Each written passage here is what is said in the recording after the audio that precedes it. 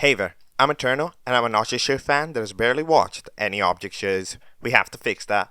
Let's play Object Catchup. Hello and welcome into Object Catchup, the series where we discuss Object Show episodes right after watching them. Whether they're new or old, famous or unknown, it doesn't matter. We will get to it all. Now, for today, we're going to be taking a look at one series that is quite large. It is quite extensive. We are discussing BFEI, alright? So BFEI is a thing that I got requested back when the dinosaurs were around.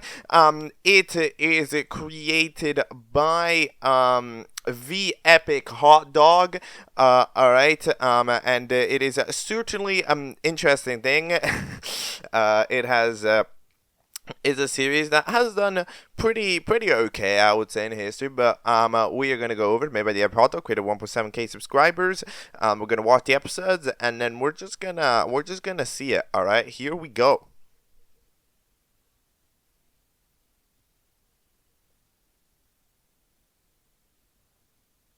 Okay, that is episode 1 of BFEI, The Dirt Factory. I don't think I ever said the name. The Dirt Factory. So it tells you to check the description, because the description is just pretty much telling you, yo, this show's pretty bad until I put effort into it, and then it got better. But, yeah, we gotta do it, okay? We gotta do the watching, okay? We can't lose out on important context.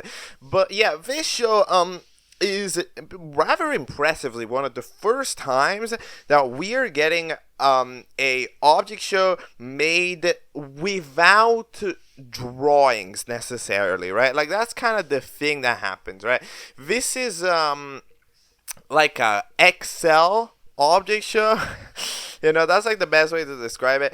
I'm not exactly sure if it's made in a spreadsheet app. However, it is a spreadsheet object show in the sense that you can tell that it's made utilizing the tools at its disposal.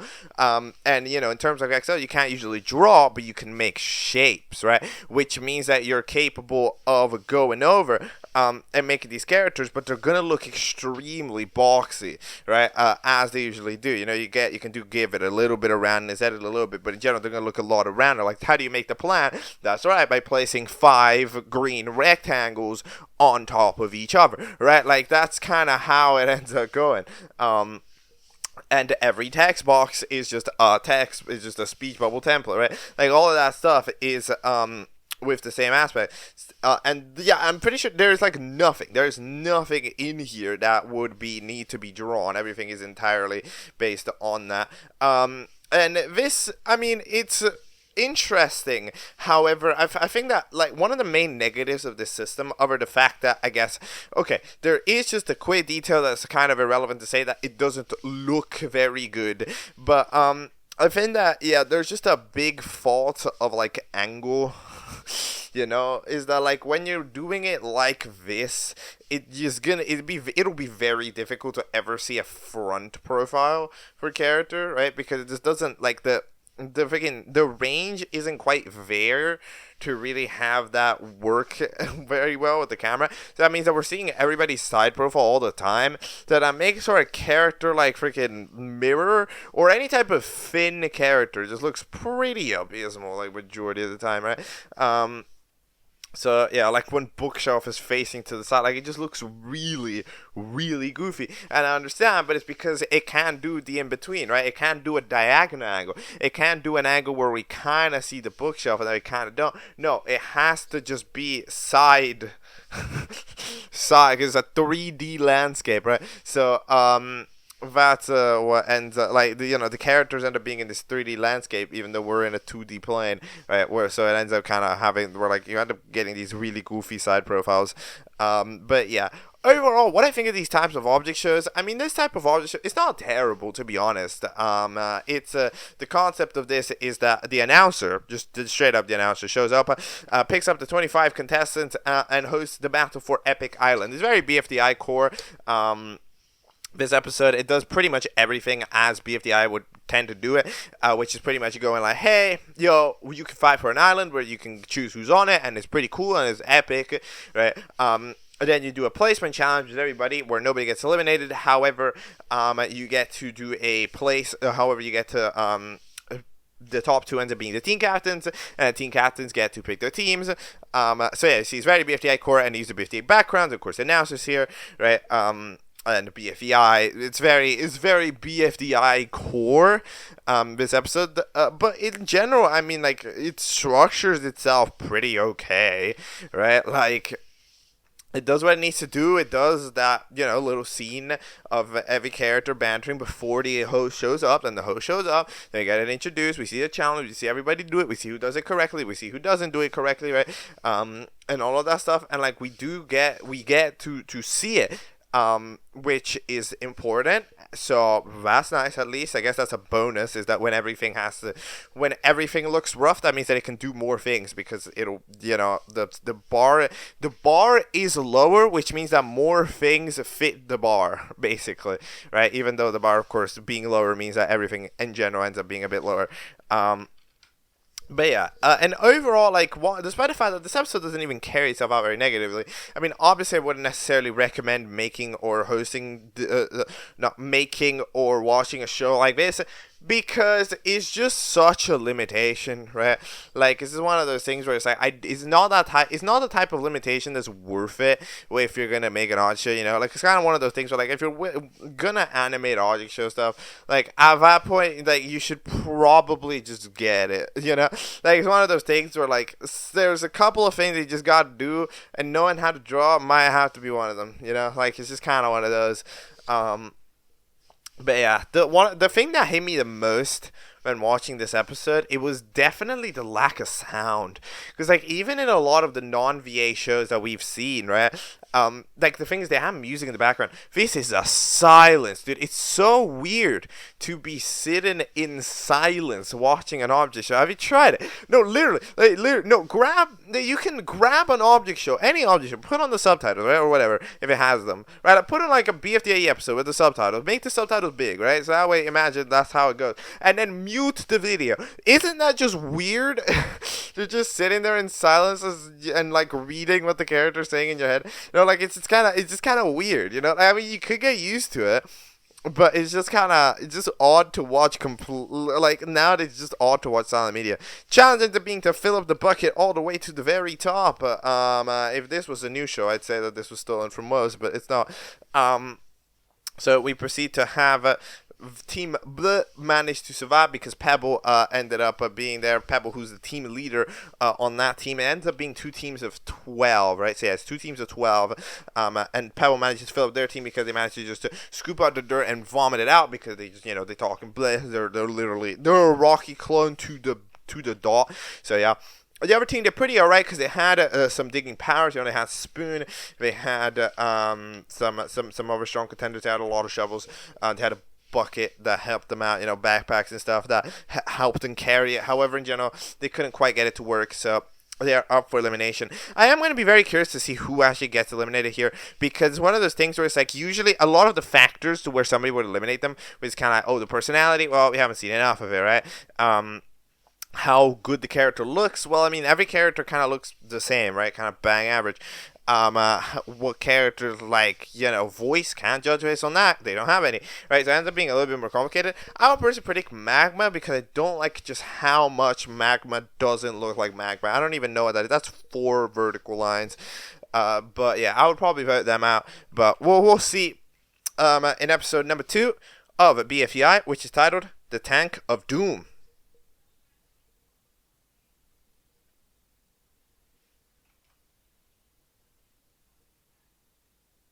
Okay, well, that is episode 2 of BFEI. And I mean, yeah, it's okay. Here's the thing. First of all, from this, I think I do have relative confirmation that this is a freaking spreadsheet show, because like you can tell a couple of the time there's a mouse and you can see at the bottom left of the screen docs.google/presentation, which, by the way, if the full link is there, can I just open it? I mean, I'm not gonna try it because the links are enormous, but like I feel like could I just go? Like, somebody surely has tried to open it before I opened the original presentation, or the link might just be there somewhere. I don't know, but like either way, yeah, it is definitely one of those Excel spreadsheet shows.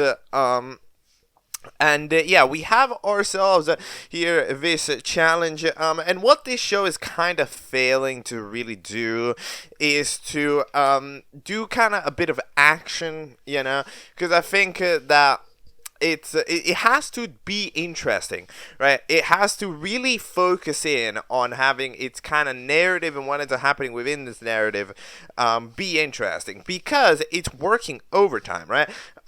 Because at the end of the day, the amount of senses that are being stimulated by this visual media is directly less than average, right? Because, I can't hear anything, and I'm seeing it.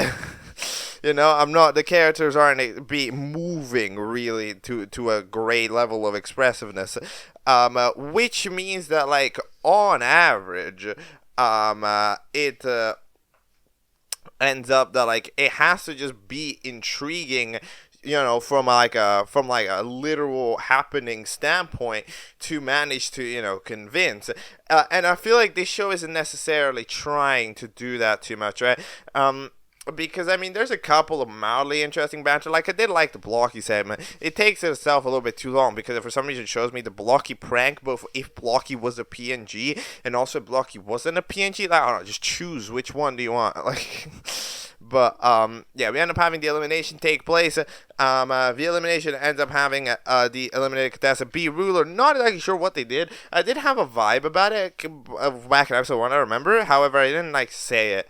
But I don't remember exactly why. I don't remember what they did. But it goes to elimination, which is the big hot dog statue, which Hot Dog claims that they built, even though they did in fact not build it.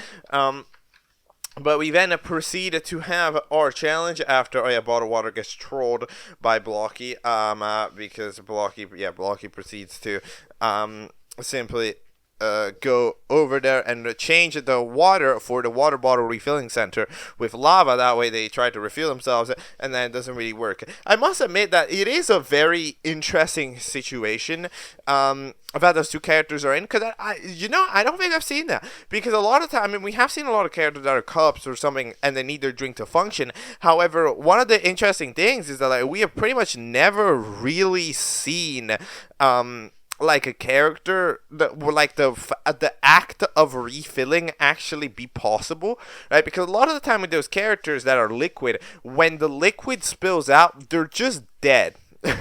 Right, that's kind of how it works. Like, for a lot of characters like Cup or something, like once they spill out on a lot of shows, they're just dead. Right, they need that liquid to function, which I think makes it really interesting. Like, of course, you can tell that these characters, I mean, presumably, since they want to be full, that presumably means that, they need it for some, they'll be weak without it. But I think it's really interesting.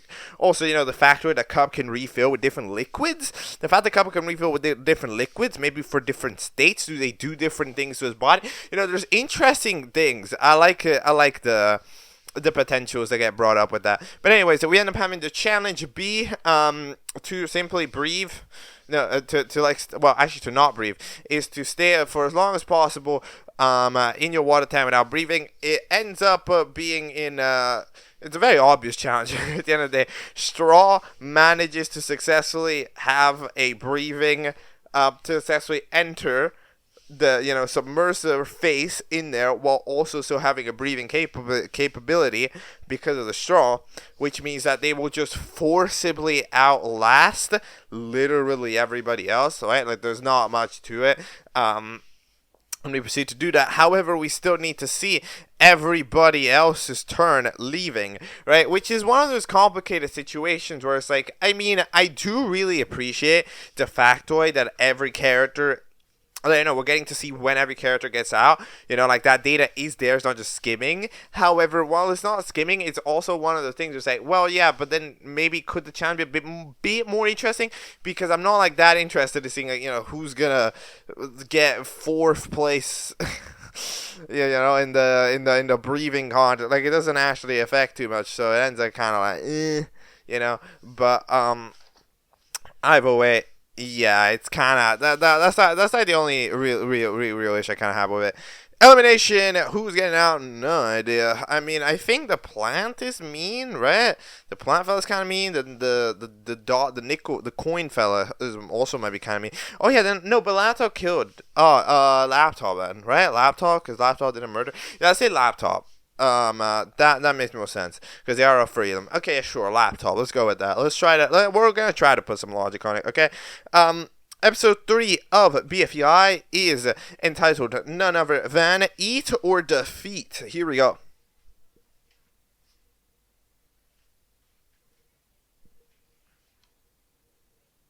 Okay, that is the third episode of BFEI. So, we have ourselves Ruler officially. We get to see Ruler entering the lair.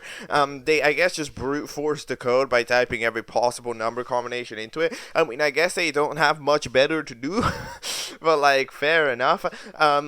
There has still been zero hint of audio in this entire show. The only audio that I've heard lately is the pre-roll adverts. But yeah, it is something. We also get recommended characters for the first time. It's really interesting to see all the recommended characters because they end up having to get made in like this system. So we end up having some really interesting ones. Like, what is going on with that screw? What is that? That looks like a centipede. No, it looks like a caterpillar. What is that? But there's some intriguing things there for sure. But we have the elimination. 11 votes have officially been real. Spoonie proceeds to flick back the cake at the announcer because they said Spoonie was safe when it's actually just Spoon. Because we're doing a BFDI, if you don't understand. But they proceed to apparently get penalized for the next challenge, so we now need to know. And actually ends up that the elimination is a tie between Laptop and Plant. The challenge is to get up this conveniently placed Eiffel Tower, and then Laptop manages to use that laser beam, which we know about, to be safe. So that's fair enough. So I technically got the prediction wrong, but if I'm not mistaken, I said Plant and then switched to Laptop. So the fact I got both of them, I think that's pretty good, right? But yeah, overall, my final prediction didn't end up getting out for a reason I could not have foreseen. So, fair enough. It is officially bye-bye time for the thing. But either way, we eventually end up having Ruler find the code. It is 1396. And after that, we get to find the spectator place. Okay. So apparently the spectator place, there's like a TV or something where you get to see the show. We get a little note there that be like, hey, Ruler is watching while we watch, which is nice. It's nice to know that that Ruler is alongside us, also experiencing this quality media. But either way, we end up having yet again Spoon keeps Spoon. You need to stop trying to eat from bowls. It's not it's not working out for you, mate. It's not functional. Also, by the way, what do you mean I am the opposite of him? What is the opposite of a bowl? I am the opposite of him. What? Are you his brother or his opposite? I feel like those are different things. I feel like if I'm brother with somebody, I'm not the opposite. Right, that's like a whole different thing. That actually makes it quite similar, right? I don't know what this bull is on about. But either way, the challenge ends up being to eat food. It ends up being to eat all the food on the table, the same amount of food on each side. I do really like the gag of a character showing up saying, oh, can we not eat all hot dogs? Oh, can we not eat popsicles? Oh, can we not eat burgers? And then a random burger character shows up. Hey, can we not eat cookies? And then just Cookie shows up from II. So that's kind of fun. So yeah, we end up having one team ends up having to eat chocolate bars, the other team ends up having to eat smelly blobs, which is personally not a food I've tried before, because of the punishment that was done there. What I think, I mean, to be honest, out of all the food options that were brought up, they probably end up with the hardest ones because like eating a chocolate bar. I mean, chocolate bars are dry. They're like relatively strong. You have to chew a lot. Eating a lot of chocolate is not that easy. And it's sugar. So I wouldn't say it's that easy. So I would say it's actually rather complicated for the challenge. However, the smelly blobs, they tried it really hard to get the smelly blobs through. Laptop does a little bit of cheating, zapping a couple of them away and counting it as eating. But at the end of the day, Team Epic manages with the power of all those people to get it done and get those chocolate bars eaten with the power of, just being a lot of people. Who's getting out? I mean, Spoony is the reason why they lost at the end of the day. So I have to reasonably guess Spoon. So let's say Spoon gets out. It is now time to get into episode 4, which is titled Lazed to Amazed.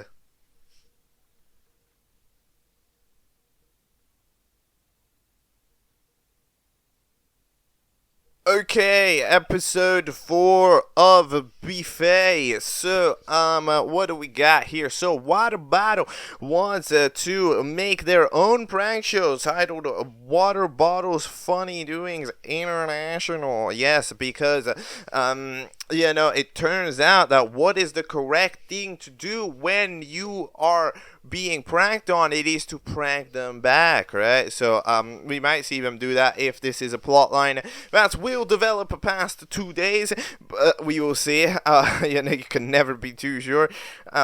We proceed to have the elimination where we get 7 votes, less than last time. Announcer ends up reusing using the digit joke from BFDI, of course. We end up having our batch of first safe contestants. Soccer Ball safe.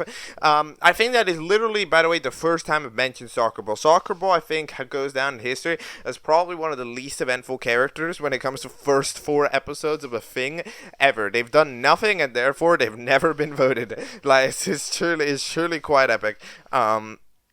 But it turns out that Spoon manages to actually survive. They're safe. They're gaming. Which means that they end up having another tiebreaker between Pebble this time and Hard-Boiled Egg. So the challenge is to break your tie. Apparently, if you just launch a ball at it, it'll break the tie. So Pebble manages to yet again take another one of their tools from their arsenal, which is their mouth, and manage to destroy the tie. So Hard-Boiled Egg is gone. And in the meantime, they're having a relatively big moment, so the background gets changed. Yes, a new background, an original background here for the first time in this show. So we're starting to get roughly a bit more original for time. I'll be very curious to see how close it gets to proper originality as it starts to develop itself. Because, of course, it's so borrowed at the start that it's kind of interesting. Yeah. The main thing that, of course, this background sort of adds on to the design is that it is entirely lineless. It's it has no outline, which means no, it's not line. It's like borderless, the way to say it, right? Which means that it ends up fitting in more with the characters instead of the characters also don't have outlines, right? So it fits better. I think the colors are a bit nicer. So I think the background, overall, it's a good background. I approve of the background. But of course, the only thing that's a bit negative about it is that if you ever want to go to a different location, then you're going to need to make a new background, right? The challenge is laser tag. We proceed to see action that almost makes sense. I don't actually know what happens. Apparently, plastic people are immune to lasers, so they just can't get hit or something. But either way, we proceed to have a super strong battle, and it turns out that 2 people are left, I think, at the end of this battle. Pebble and Pizza. So then we get to see a battle, which, to be honest, I don't think scientists today can explain what's going on. So Pebble proceeds to get some upwards momentum by vomiting 2 bullets, okay? Then they proceed to shoot a bullet directly at the bullet that Pizza shoots with the gun. The bullets collide while Pebble continues to keep themselves airborne. The bullet becomes really big and then explodes. Pebble drops back down, proceeds to shoot another bullet, keeping themselves airborne. Then Pizza decides that their best tactic is to maybe try to block to hit from below, so they do some fucking slide tackle bullshit, right? And now they're below. So they come in, try to angle themselves better for a shot. However, one of the shots that Pebble does while trying to stay airborne, then because Pete is now under them, proceeds to hit the gun, which means that the gun eventually gets redirected, they lose grip on the gun, and that ends up going to Pebble, and Pebble manages to use this gun to successfully shoot Pizza and win. Does that make sense? No? Okay, cool. We can have ourselves the other fellas that are up for elimination. I mean, Pizza fought technically, right? That they lost. So look. It seems like the uneventful characters aren't getting many votes. So let's say that Pizza gets out for losing. You know, let's see if that's the reason. Let's see if that's how that goes. I don't know. We have the text at the bottom saying next episode vote or home or home. Or home. No, was this a website? Like, was there? I feel like this was a website or something. I don't even know. But it kind of interesting. Anyways, it is now time to jump ourselves into episode 5A, which is titled The Transformation.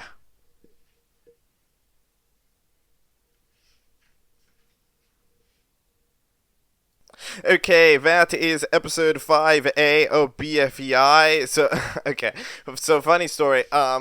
I'm gonna be for real. I accidentally had this episode on mute when I started it, right? Because I was like, oh, it's muted anyways. So when there was the subtitles started showing on YouTube, and I was like, wait a minute, what is happening? So then I unmuted and I was like, oh wait, it's muted. But then it's like, oh okay. Then I proceeded to unmute it, and then there's actually voice lines in the episode. I know, right? Audio. This is one of the most legendary things. But either way, before that, we end up seeing all of the recommended characters. Some of them have been blurred out heavily. Not sure exactly why. That's kind of weird. But we end up having that with the fellas recommended characters and all of that stuff. So yeah, we end up having Pebble look at a sad Boxy who's like, nobody wants to be my friend because I don't do anything. And then Pebble proceeds to, form a message on the ground being like, yo, want to be friend? Spelled wrong, but of course, you're close enough. And they agree. So yeah, friendship acquired. But then announcer unacquired because actually he died, which is not great. We end up doing the battle for nothing joke. Indeed we do. We end up having apparently a hot dog has a freaking fella has a speaker box. However, it doesn't actually end up working because apparently the hot dog world have voices, but then here they don't. But then hot dog decides, yo, I don't care, I'm gonna get us some voices, and they just do that. They just YOLO it. I don't know how they did that, but they were just like, no, I want to have a voice, and then they just added voice. They just downloaded the patch, man. Like, I don't know, they just did it. And yeah, we end up having the voices. Now, the voices don't add on music. Music backing tracks still not existent. There's even literally a montage in this episode as part of the freaking thing here. There's like a montage somewhere in this episode. But either way, there's still no audio during the montage, right? It's just silence and then the voices where you can hear it. And it gives me, okay, it's kind of difficult to say because I don't really know, right? But what this show has been giving me in terms of vibe, it's been giving me a very 2011 Object Show with 200 views vibe. Because the difference with this is that it's modern, but the way that it sort of handled its production, right? The way that this show has been handling its production, it's very old school, It's very yo, this a guy that there's not that much things online, there's not that many tools online, back in the day, so you gotta just do it with a spreadsheet, right? You screen record it, video editing, very primal, right? And all that stuff, and then you get it done, right? That's the extent of it. And this gives in a lot of those vibes, right?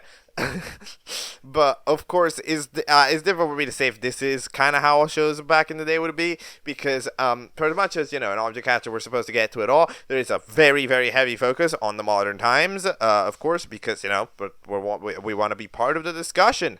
We want to be able to discuss. We want to be able to chat. We want to be able to do all that stuff. Without necessarily being locked down to one thing. But either way, we proceed to have the fellas with voices now. They end up trying to build an announcer. They try to use the Master Recovery Center for everybody to recover the announcer. It doesn't work. And then they proceed to try to recover the announcer using multiple other methods. However, we end up discovering that laptop just has a 3D printer, which they can just print out anything they want. Fair enough. And then they print out an announcer recovery center, which probably works. I mean, technically it's a cliffhanger, right? Because we don't know if it works. There's a chance that it doesn't, but realistically, it's gonna work. And it's gonna be the way that it is. So yeah, we have voice actors here listed in that epic. A pun fully intended, and we get to Google. Oh yeah, because it's freaking Google Translate speaking. Oh, okay. I was on to Google, but yeah. All right, it's time now for episode 5B of BFEI, which is titled "The Saving." Here we go.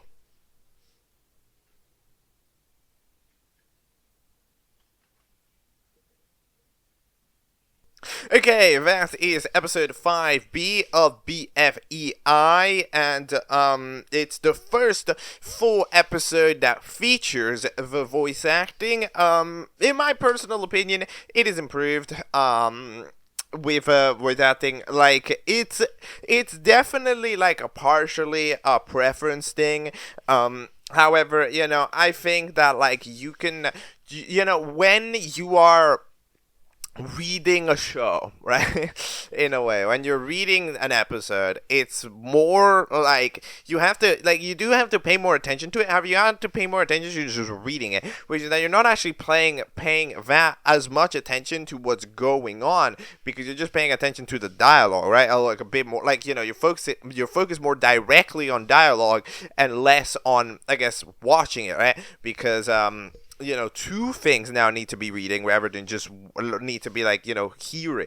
Yeah, basically you need to be seeing and reading instead of just hearing, right? So you have to put additional effort into the reading part that you usually would, right? But here it's improved. It definitely helps that the microphones are pretty okay. You can hear them. The voices themselves are okay. I don't judge. But like in general, you can hear them. That's what matters. There's subtitles as well, which is very important. So that's all good stuff. By the way, these subtitles are kind of hilarious. The freaking added on notes that they give onto the subtitles are so funny. Music, I do not know what music. What do you mean you don't know what music? You don't know about Super Mario? What do you mean? You don't know about Super Mario World? What? Don't know what music. But yeah, that is actually the first time that music played though in this show. For that moment where they just waited around a day for the announcer recovery center to get made, only for the announcer recovery center to turn out to just be a recovery center that made the hot dog announcer. So it was freaking. It didn't even fucking matter. But then, by the way, the note at the end, like, here's the voices. It's not our real names.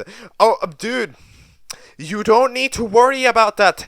I did not think that the voice actor for Basket's real name was called My Gaming. And that would be a pretty bad real name. I was don't worry about it.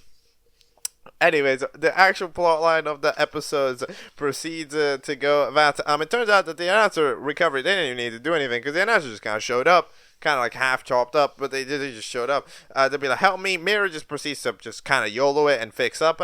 They wonder why they have a voice, so they kick out the other announcer out, and then we end up hosting Kick Ass Steak. We get to hear the epic song. If you get cake, that means you go on, but if you don't, that means you're gone. Boom. It's Cake at Stake. Here we go. 5 votes. The number's going down.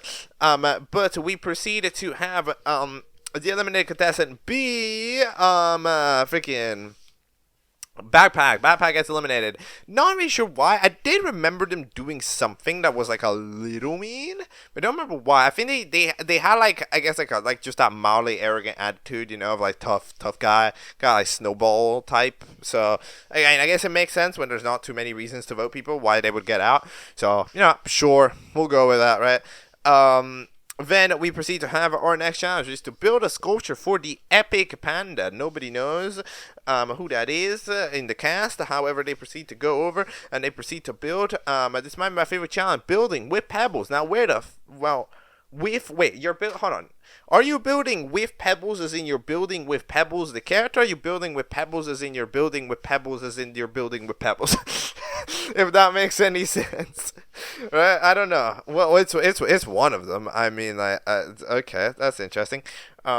They proceed to be out of stone. However, Hourglass proceeds to secretly help them out because, they want it to be nice. So that's fun. They managed to do it, and they successfully build it. In the meantime, the other team is trying to build a little bit more of a proper sculpture with the shape correctly matched. So that was the idea. So Team Blood kind of went for sort of the portrait aesthetic, where they just kind of took that profile picture and just kind of made it, but like in general the actual sculpting isn't really done. It's actually done, like, basically it barely counts as a sculpture, just painting work. Like they just painted a stone wall. The other ones, they sculpted it. However, by the work of them sculpting it, they end up missing it. Either way, the panda decides that the one that looks the most like them is the one that's safe. And in the meantime, everybody else up for elimination. It's really interesting to see these voting screens with actual buttons on them, by the way, because it really does give off vibes of like DVD, bro. Like, I haven't seen these ever. Anyways, it's time for episode 6, which is titled Gaming Galore. Okay, here we go.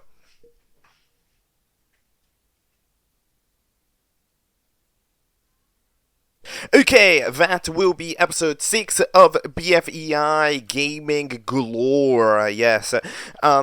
So we end up starting off here with a breathing contest between cup and bottle of water. I guess we haven't gotten bored of not breathing yet, even though that was like 3 seconds ago.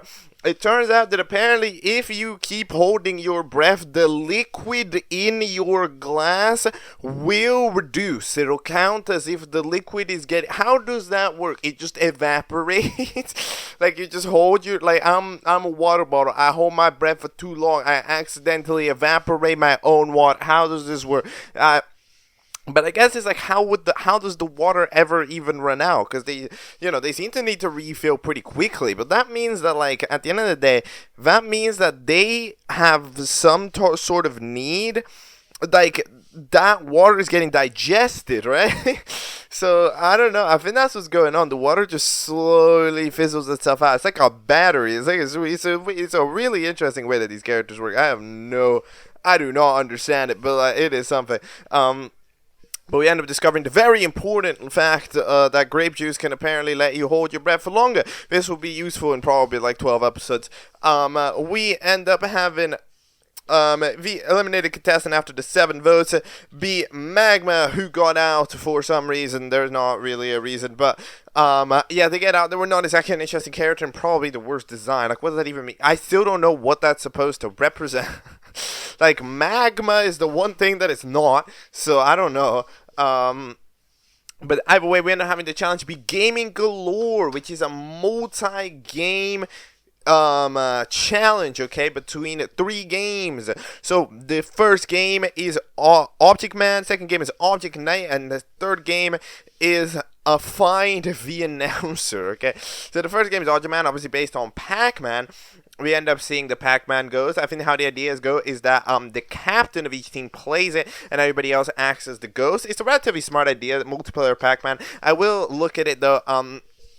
You can tell how this Pac-Man is sort of structured in the Excel itself. And it's missing the one thing that makes Pac-Man really important is that it's really easy for the ghost to corner you, right? If they just did it. What is there? They need the balls that allow you to eat the ghost, but those are not present in this game of Object Blue, right? In this game of Object Man, which it's not useful. However, Team Epic managed to win that game and go 1-0 up. Second game is Object Night. Still not 100% sure what that game is. Object Night? Is that like Hollow Knight? Is that the game that they're playing? Or is it, hold on. No, wait, it's Fortnite. Oh, because Object Night, right? Object Night, Fortnite, yeah. No, I was confused because then the caption said Object Night, right? Because of the auto caption. But yeah, that makes sense. We end up having Pebble manage to at the last second use their weapon, patented weapon, vomit, and successfully manage to yeet out our hot dog fella and successfully get them over there. And in the meantime, the last challenge ends up being none other than find the announcer, based on the Roblox game, presumably find the markers. Yet again, Pebble manages to find it after evaporating a bush with their vomit and finding the announcer, which means the other team is up for elimination. This challenge is poor. This challenge is quite poor, not because the concept isn't fun. The concept is actually quite good. It's just that the way that it was executed allowed for only the team captains to play for the entire team, which means that we're voting currently on the team despite the fact that pretty much nobody got to do anything, right? Which is not great, right? Like, we got to see maybe one scene or another, but in general, basically nobody got a screen time other than the team captains. So it's just in general kind of a complicated situation. It would have been much better if, for example, on the Object Night, 2 character, one on one team, one the other, like, have like one character and one character, the last 2 extra characters involved, and then on the Object Man, it would be a couple of other characters, right? Maybe do a couple of rounds on each mode, maybe have like because like if there's 9 people on each team, you can have 1 round. Every round's a 1v1, right? And you can have 3 rounds on each game with each of the people, right? So that way it's a global 9-point running order instead of just like 3 total points, right? So like that's just kind of the thing that's going on, the thing that this episode's refused to do. Who would I predict? I don't know. Popsicle I don't think showed up at all. So let's say that you're safe. That you're eliminated, but I don't really know. But either way, yeah. Apparently there was a 6-month hiatus, so it goes how it goes. It's time now for the next episode, which I'll probably not review today because today I did basically nothing. It is a BFEI 7, which is titled Battling Buccaneers. Okay.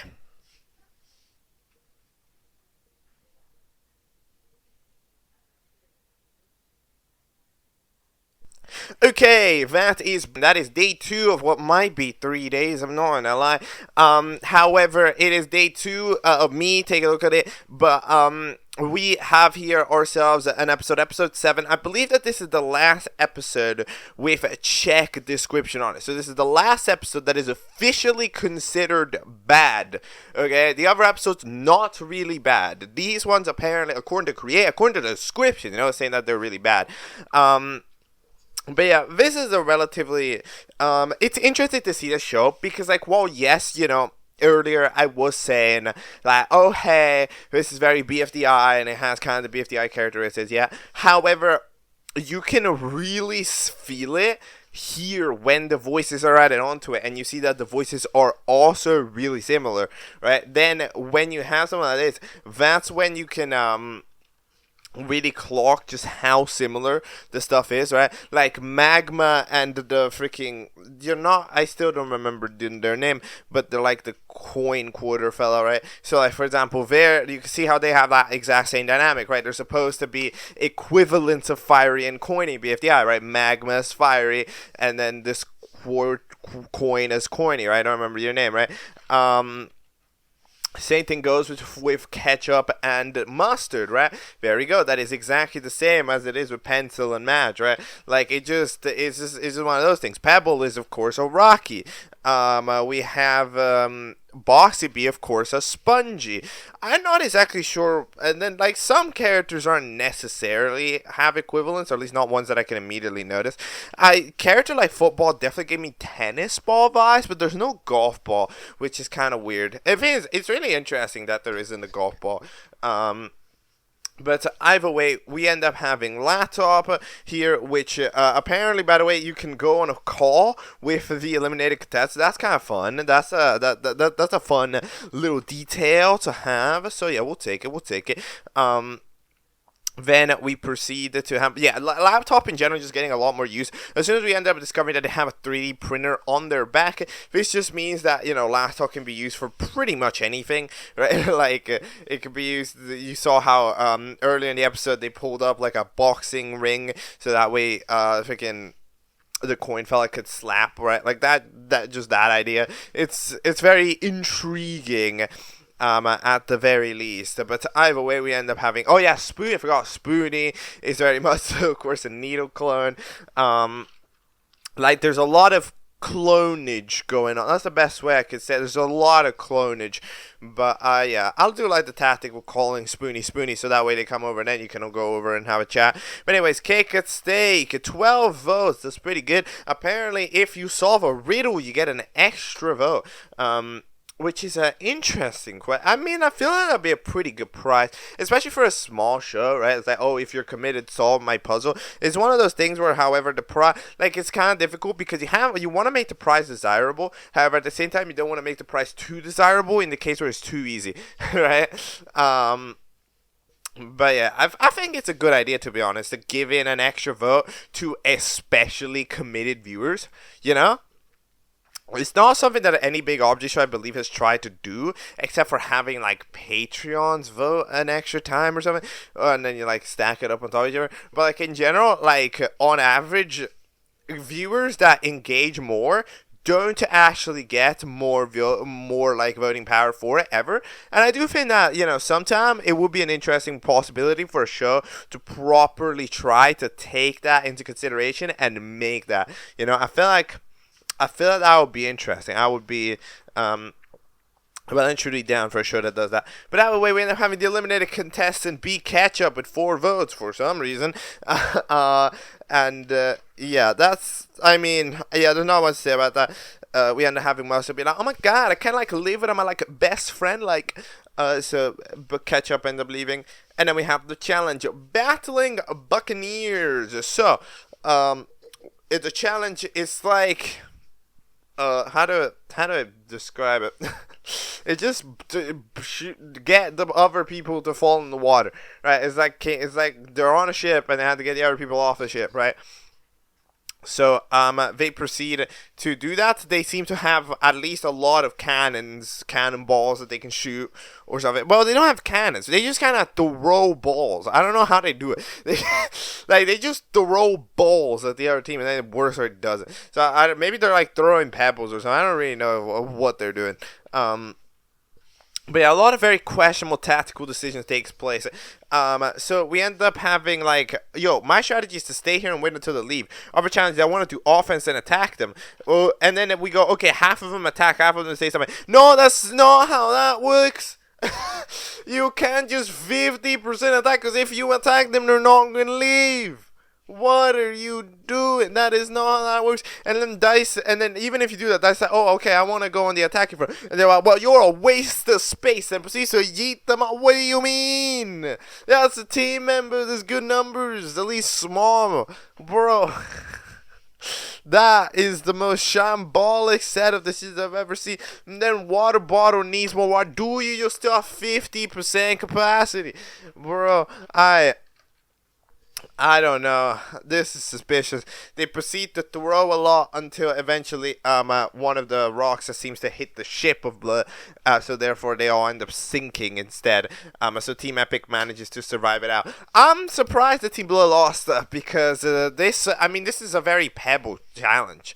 Like Pebble, at the end of the day, we discovered a couple of episodes ago just how good Pebble is as a thrower, right? As a projectile launcher, which means that Pebble here with this opportunity could just massively just throw projectiles, just go absolutely go off, right? And it would be great. It would work. However, in this one, Pebble stays completely quiet and doesn't do a damn thing, actually. Pebble doesn't do anything. And considering this was a challenge that really needed Pebble, I mean, if Pebble could have come in as, launching projectiles, especially from their high ground position that they were on the ship, that would have been easy wins. That literally would have been easy pick'ems. But they don't do that, and they end up losing. So, I mean, in general, it's the fault of Pebble. So I'm gonna vote out Pebble.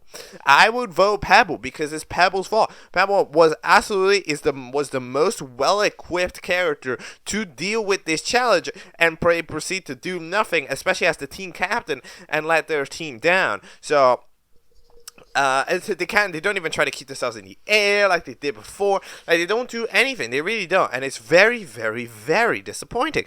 So yeah, no, Pebble, you absolutely threw there. I must admit, Pebble threw. So yeah, that's what I got to say. It's just disappointing, but sometimes it just is the way that it is, right?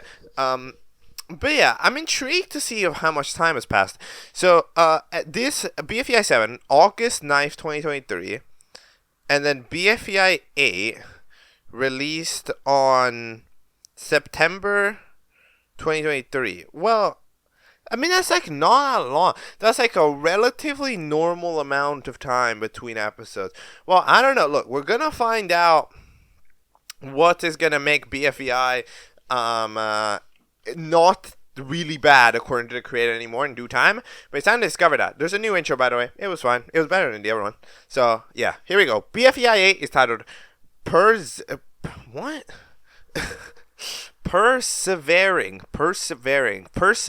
Pilots. Here we go.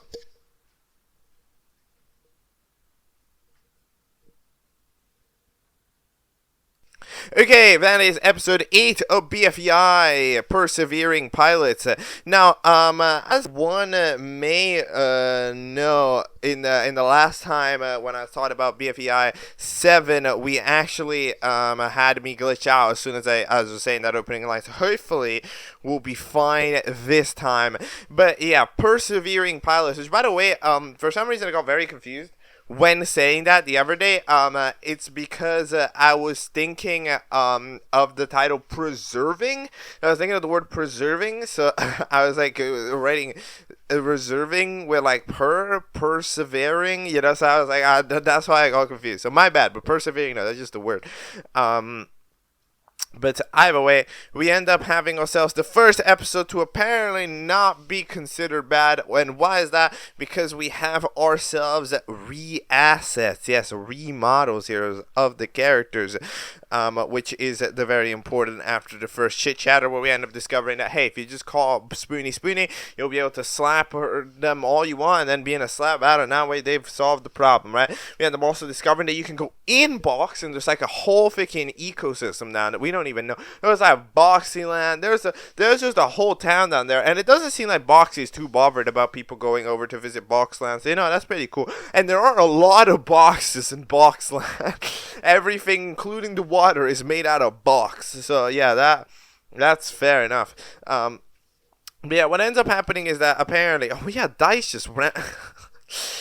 I forgot about this. Dice just randomly gets away the umbrella, like just takes the umbrella from Popsicle, so leaves them out in the sun, and they proceed to fucking melt, and then they lick the pops. Like, bro, you know what? Okay, look, the other guy is very, Hot Dog is very unreasonably mean, just calling you a waste of space literally all the time. But also, what the fuck are you doing? What? That's crazy, bro. That is crazy. But yeah, multiple murders are happening, and Cake of Steak is also happening with, new Cake of Steak,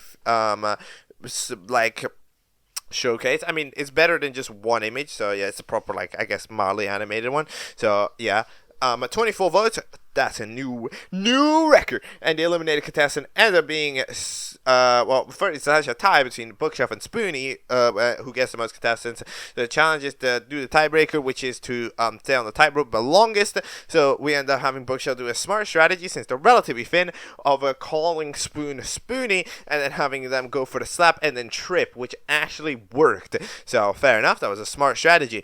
As Spoon is flying off, a star fella comes by and decides that, nope, they're looking pretty old. We need them to look new school. So they proceed to officially re-asset them, which is pretty fire. We end up having every character's re-asset. So, what I think of these characters' re-assets? I think that these characters' re-assets are alright. A couple of them are definitely weird, I will admit. it is a step in the right direction, especially for certain characters who are like just way too thin, right? Like a character like Pizza's side profile was not good, right? So at least there's like improvements on that aspect. Character like Hot Dog is improved. Character like Box is very improved. I would say that Cup, you know, yeah, because apparently with Cup, we sort of changed it so that apparently Cup is a liquid doesn't matter anymore, in the sense that like they're not, wait, I mean maybe they're still gonna have the liquid like refilling idea, however they have to refill themselves with the season's liquid. All right, so that means that they need to, so like currently, since it's like autumn or whatever, they're an iced matcha latte, which by the way on this all cast screen they're a summer lemonade, so that's just that's just wrong. But yeah, so depending on the season, I actually like that. I think that's pretty fun. It could be all there's a lot of interesting things you can do that, especially if you're going to like maybe have them have like like what if they had personality swap, you know, like certain months they're stronger then because of the drink, right? Because remember, a couple of drinks make you stronger, a couple of drinks make you weaker, right? So maybe a couple of months you're stronger and more ready to lead, but then you kind of got to sub out for the winter. Like, isn't that interesting? But like you know, I feel like there's some interesting potentials with that. But yeah, but there's a couple of ones which I will admit aren't too great. The dice is okay, but it kind of turned even more generic. Football, I don't even know what's going on with football. We just put in random pentagons in there. Like, I don't... Football just continues looking pretty rough. Pebble, of course, doesn't change on purpose. Announcer doesn't change also. But yeah, we end up having the challenge, which is Persevering Pilots. So, build an airplane. Sounds easy, doesn't it? And then proceed to fly it over to the finish line, and you're gonna be safe. What do I think of this challenge? I'm not a big fan of this challenge, personally, because, I mean, it's just, like, I'm sorry. It's so unrealistic. You know, like, it's not the type of challenge where, like, anybody can get into it, right? Because, again, it's like, I'm sorry, how is it that everybody in this show happens to know how to make an airplane? Do you know how to make an airplane? Yeah, that's what I thought. Like, it's just kind of watch a secret engineer that works for, that, like, freaking works for it. Boeing, drop by the comment section and be like, actually, I watch Object Catchup every day.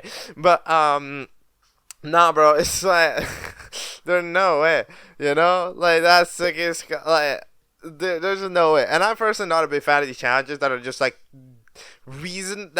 within reason would just be impossible. However, these characters randomly have the required knowledge and skills to pull it off, right? So I'm not necessarily a big fan of it, but either way, the two teams end up doing it, and yet again, oh yeah, by the way, Bookshelf's redesign. I'm sorry, okay. How small are those fucking books? That is like, what? No, there is no way. Considering the size of the other objects, and if you consider, okay, if I'm considering the object being the size of roughly a person, okay? So if you consider that bookshelf is roughly the size of a person, that would make the book like the size of like an eyeball? I don't even know. That's like such a small book. That's so small. Holy! It doesn't. Why doesn't it at least make it to the other section? Why is it like half the section? I don't know. That is a suspicious. Those are some suspicious books. I'm gonna be honest with you.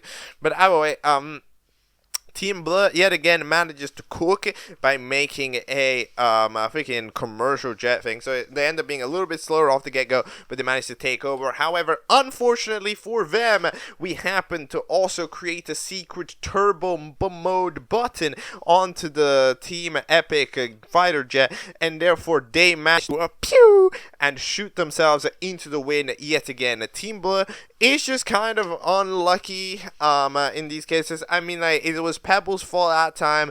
In this case, it's not really anybody's fault. You know, they did pretty good. It's just the other team did okay.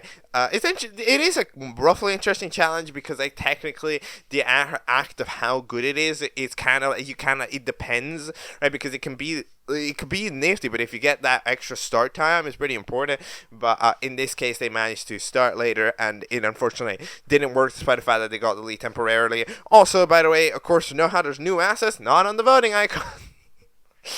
What? Okay. we proceeded to have it. Who's getting eliminated? I don't really know. Like, nobody really fucked up that much.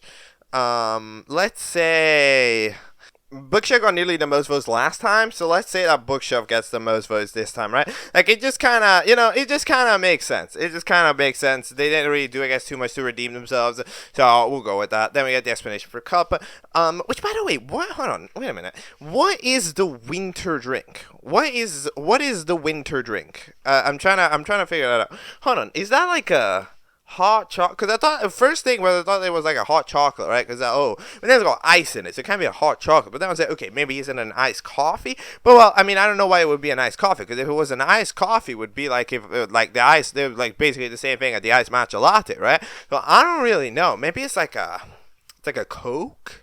Maybe like a Coke. Maybe. But then it's like, well, why on the winter? Why would you drink the Coke on the winter, right? Like, it's not a very wintry drink, right? Because it's very, very like sweet. So I don't know. Or maybe is that even ice? Is that sugar? Maybe. I don't know. But then like just a block of sugar in the drink doesn't make sense. I don't know what it is, but I guess we'll find out during winter. It's time for episode 9, which is titled "Life's a Blast."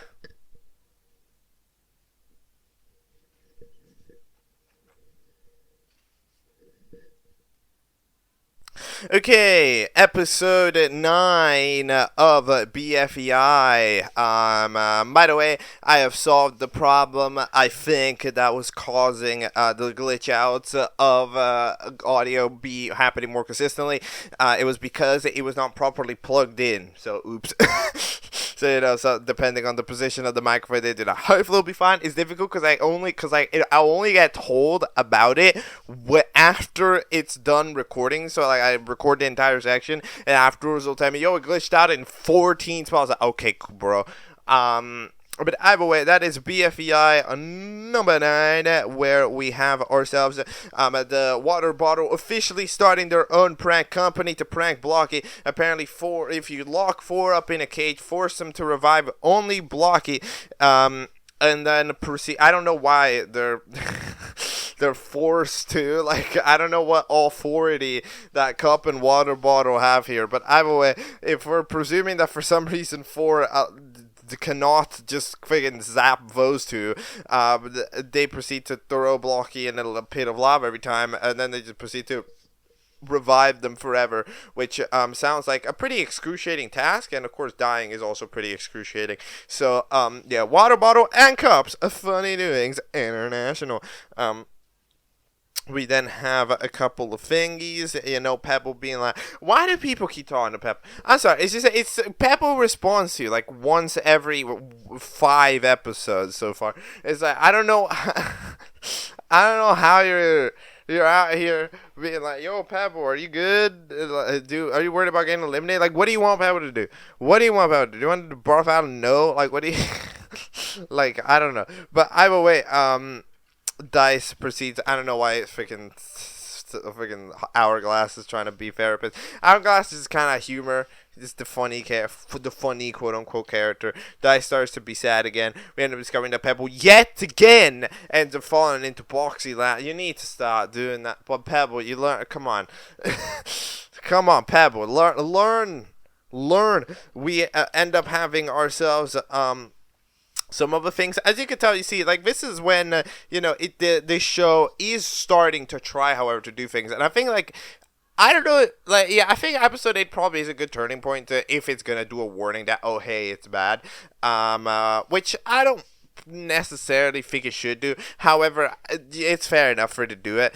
And instead having stuff like here in episode 9 where, you end up properly seeing that, like, arcs are starting to exist, right? So we end up starting to have arcs with, characters like Dice, with characters like Basket here, with characters like Basket over here, right? We end up having arcs with Pebble and Football, right? And all these people are going in, and they're like, these arcs are starting to happen here at this time frame. A little bit late for sure. However, it is starting to happen. So it's starting to gain itself a little bit more complexity, a little bit more depth, and that is nice, that is important, and that is good stuff. Basket proceeds to, for some reason, have the idea that, like, after they said, hey, you always have me, because this was a quote that they said, right? Batso was like, okay, well, I gotta be more like Catchup. So they proceed to try to ask Mustard, yo, what is Catchup like and stuff? So then they proceed to try to then pick up mannerisms from Catchup and try to be them, which is intriguing. However, you can tell that Mustard is kind of weirded out by this, being like, wait, why have you randomly changed your personality? Right? Because, yeah, I mean, at the end of the day, it's a nice little piece on, like, hey, don't just try to imitate somebody else. At the end of the day, like, you can have somebody, like, you can act exactly like somebody's best friend, and it won't work because, well, you're not their best friend, you're a different person, right? So, like, in general, it's one of those things, just like, all friendships and stuff, their personal dynamics are very personal, right? It's not that you just form a dynamic somebody if they aren't necessarily the same. It's just that specific person has a different dynamic. So even if, like, Catchup were to literally inherit the body of a fella, right, and talk in the exact same way, exact same opinions, it wouldn't necessarily work the same because of that dynamic that wouldn't be there necessarily between Basket and Mustard and Catchup and Mustard, right? So yeah, that's what's currently going on. We end up having the voting results. Apparently, that's like one of the books on a bookshelf. And we end up discovering that the eliminated contestant for episode 9 is, after the elimination, 15 votes. It ends up being football. Football ends up getting eliminated here with 4 votes. Bookshelf barely survives. Pebble is very sad by this. It's interesting how soccer ball was like, hey, Pebble, I don't want to get eliminated. I just don't want to lose, and then you proceed to lose yourself. But yeah, unfortunate. You can see. I'm sorry. It's so goofy that Pebble's crying like the teardrop PNGs got pasted an extra time. So then, like, we're having like triplicating their singular teardrop. What? But either way, challenge nuke incoming. Oh, okay. A nuke is incoming in 1 hour. You have to build a bunker to hide. Everybody has to hide. Everybody has to survive. If anybody dies, that means that your team is up for elimination. This is a bad challenge explanation, by the way, because it's the challenge explanation that allows itself to fail, right? Because, I mean, with the way that the challenge plays itself out, you have, of course, one team fully survive and the other team doesn't, right? However, you can't have that, like, by directly forcing that requirement onto the challenge explanation, that like optional thing that now has to happen, it spoilers it a little bit, right? That one team will die and one team will survive, right? Like, that's just a thing that will happen now because it said it, right? Which means that both teams die. Like, it didn't cover the scenario where both teams fail or where both teams are fully safe, right? It didn't cover that possibility, even though that they're very realistic possibilities, because it just wasn't what was written. So it's just a little bit tip. If you're writing a challenge, you have to think of the challenge, not necessarily you have to, like, write the challenge explanation based on how you would think of it when explaining the challenge concept, not how you would think of it after you've seen the challenge happen, right? That's kind of the main idea for it. But yeah, we proceed to yet again have Team Epic be relatively epic at building things. Don't know how, but apparently these people, they can build bullshit. So, okay, they proceed to do that. However, we proceed to have a major mishap there from Hot Dog. Hot Dog yet again decides, yo, Dice, you are a waste of space, go away. However, the problem is that in this challenge, we need everybody in the team. Remember, we needed every single person in the team to survive, right? Which means that they end up building the bunker, they're all good, but Dice is chilling out there. So that means that Dice is ends up leaving, right?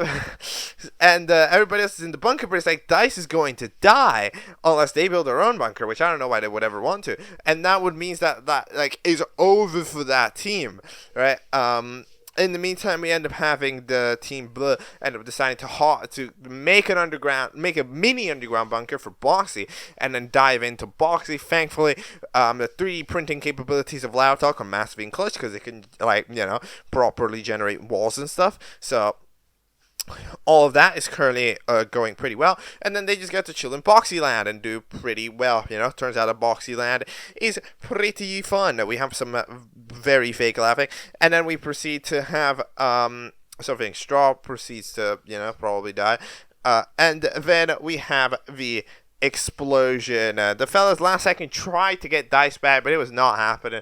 They thought of it way too late, and not only did they think of it way too late, it was also probably going to be difficult to convince dice. Star, which at this point is just like a protector of Earth. I don't know what exactly you are, but you were just like, okay, fine, I'll fix this massive nuke explosion. They do that, and then we're good. So Team Epic won't be eliminating a contestant. They at this point haven't eliminated a contestant in 1 million years, but instead a rejoin will happen, and the rejoiner will join Team Blue, who won, right? So, that is interesting. Everybody, of course, gets to say their statement piece, including Straw, which had quit and therefore didn't technically count. However, they're not doing it. We're now having Spoon officially rename themselves to Spoony, which is pretty cool. So that officially means that, of course, Needle Clone no longer. So that's kind of fun. We have a couple of interesting moments. We get to see the redesign for the eliminated contestants, I think, for the first time. So the hard-boiled egg, Magma's redesign, probably the biggest in terms of like how much has actually changed. Actually looks vaguely like Magma now, although it looks a bit more like a mobile app for a Minecraft Never mod pack. However, like it's we're getting there. Things are happening. Who do I think will rejoin? I mean, there's some interesting cases to be made for a bunch of characters. I'm still gonna say Ruler. I really like that Ruler voting icon with them being too tall for it. I think that's very fun. So I gotta say that Ruler would join. I would probably vote Ruler. However, I could definitely see Straw joining. I could definitely see Soccer Ball joining for Pebble. But again, those are kind of new. So I'm saying Ruler is joining. I'm going to believe on first out, first in a type of thinking here for this episode. So with that is episode 9 of BFEI. We will see how much longer Team Epic can survive without getting a member of theirs left. Because it's time for the big ass episode 10, starting off with episode 10A, which is a small one, which is titled The Rejoin. Okay, that's what we're supposed to do. Here we go.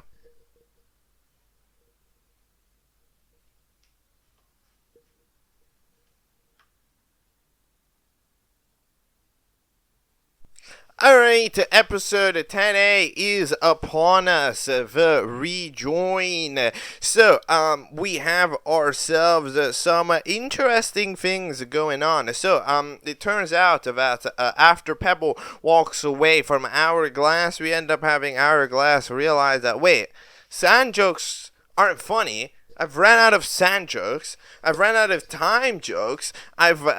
Which by itself is a joke, by the way. But like, what do we do, right? Which so they start to have an existential crisis about that. That lasts throughout the episode.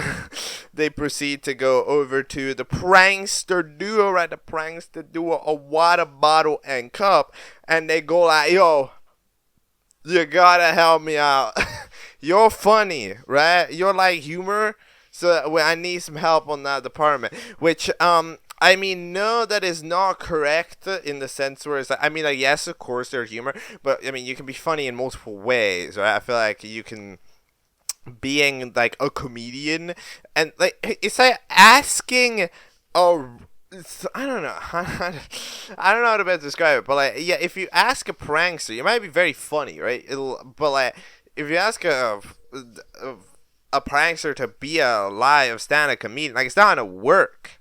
Yeah, no, because it's like there's just that missing sauce. You know, there's that little missing sauce going on, right? Where it's like, it's just that different field. So either way, they proceed to not really help out because they're like, well, you're not funny anyway, so why would we help you get new material?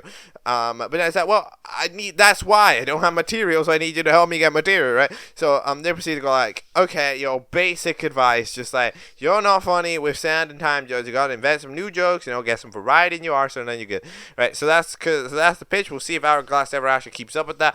But yeah, we have ourselves a new intro, by the way, which is pretty interesting. It's a cool intro. I actually like it a lot. I like it how the teams are displayed. It's a consistent intro, although I would probably switch which side the characters are coming from when the team switches. Like Team Blood characters arrive from the right and Team Epic characters arrive from the left, right, forming like a little bit of a V shape. However, it doesn't actually end up doing that. But either way, it's a solid intro, and I would be really interested to see how this intro would look like if in a like fully animated way, because I feel like that would be pretty interested to see this intro at 30 FPS, like a recreation of it. So yeah, we end up having ourselves some characters. This episode might be the one where you can the most realize just how much the voices of some of these characters are directly based on a BFDI counterpart, right? Like Mirror's voice, like don't get me wrong, it's always been like this. However, it's like there's a lot in this episode, especially because Mirror gets more lines in this episode than any other, right? There'll be like this. It's such an exaggerated bubble voice. It's like, oh, you guys, I don't even know how to do it. Did you know that box tree has a whole world? I don't know how to do it. I would need to listen to it. But like like it's such exaggerated, and it's weird because Bubble doesn't talk like that. Like, because Bubble is like yes, Bubble is like does have that voice, like oh my gosh, guys. However, I'm butchering. How do you do it? How do you do it? How do you do the voice? I need to hold on. Give me a moment. Like, wait a minute. Right. No, that's just, I don't know how to do it. Okay, I don't know how to do it right now. Right, you okay? But we proceed. But like basically, it's such an exaggerated version of it, and you can see it in other characters as well. Of course, well, it's not necessarily that much. The fact that Spoonie also sounds like Needle definitely has, some connotation to it. Bookshelf sounds a lot like Cloudy. You know how Cloudy does from time to time? Yeah.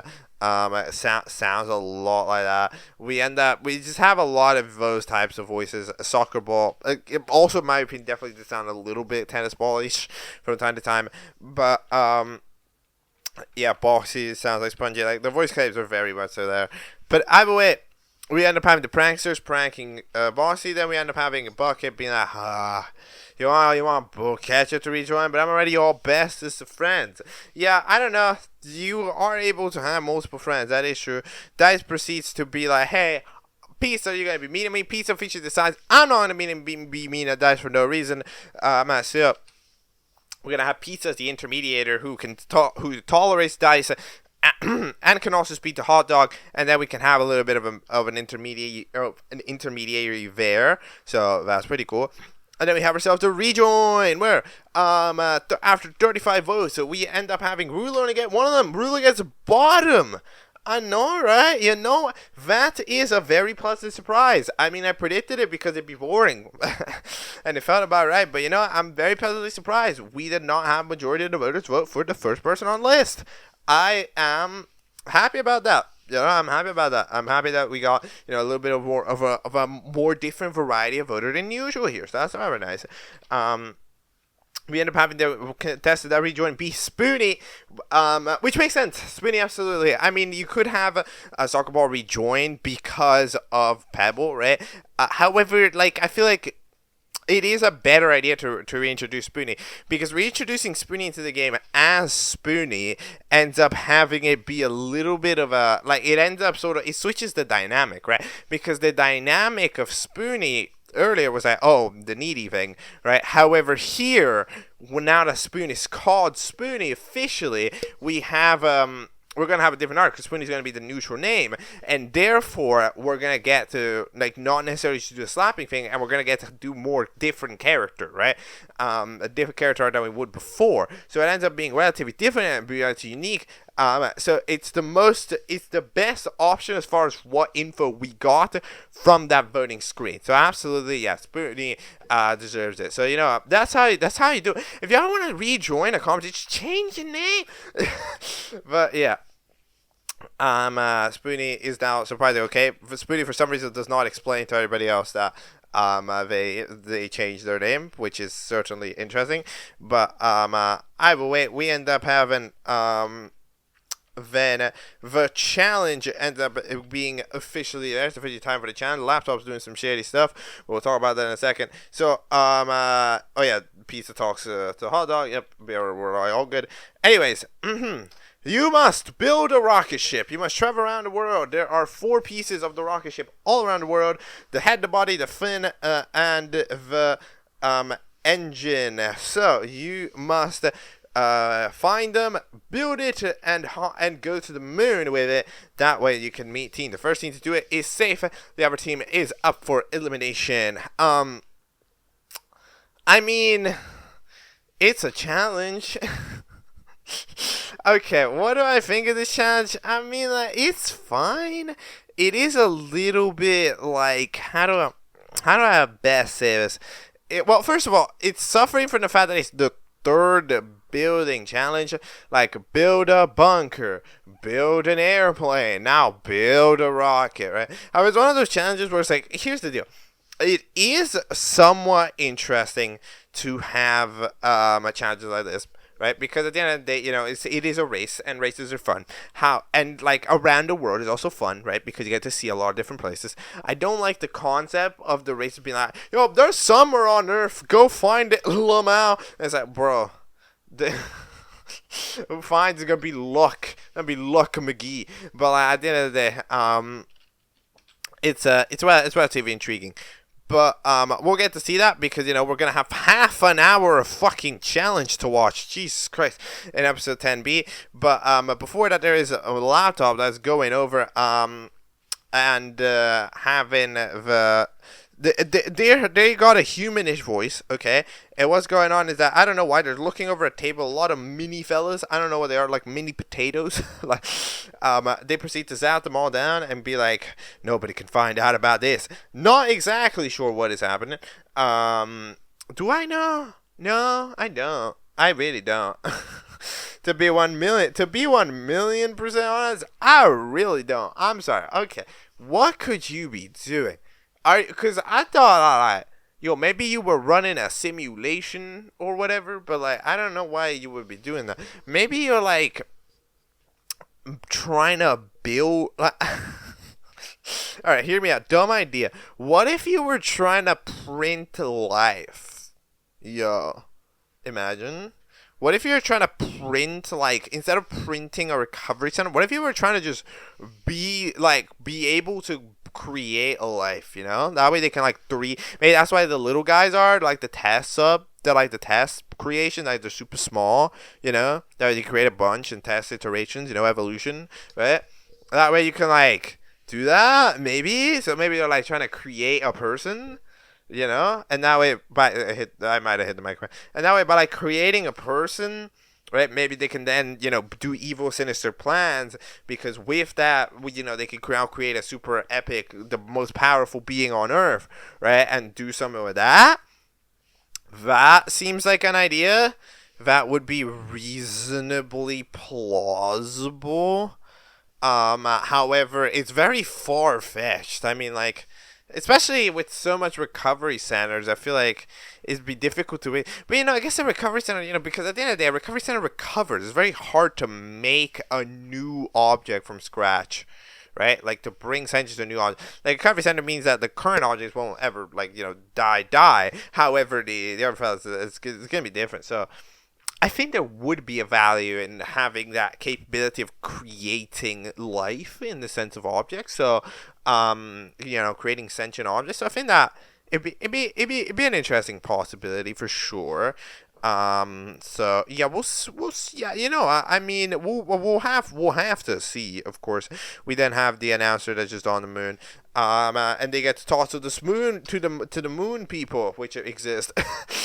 The moon people? What is that? That's like an antenna guy. That's like a no. That's like a space helmet. Is that what you? What are you? Like a space helmet that looks like one of those fucking TVs they got on the SpongeBob. I don't know, but it's time to stop yapping and it's time to stop watching for a long time because it's time for episode 10B and the start of the episode. There's only 3 left, but they're a doozy because episode 10B is titled The Great Space Race. It stands at 35 minutes.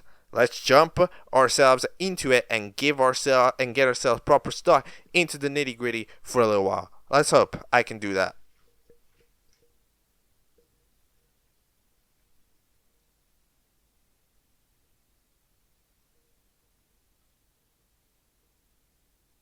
Okay, so episode 10B of BFEI, I watched that a while ago, for what is, for me, another busy day, but either way, we are here to talk about it, because it is a big episode. I mean, it is a big dog.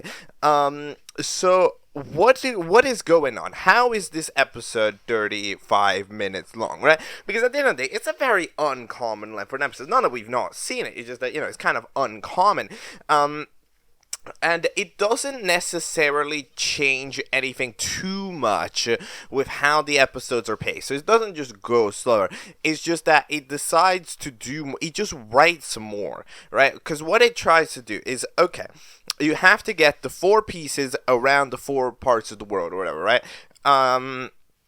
So both teams need to go over there and do that, right? So that means that, the 2 teams split themselves 4 ways to go look for the 4 pieces. Both of them do the same thing.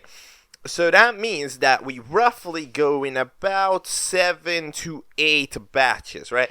Which means that there's about 7 to 8 pathways to follow throughout the episode, which is a lot. It is a good chunk.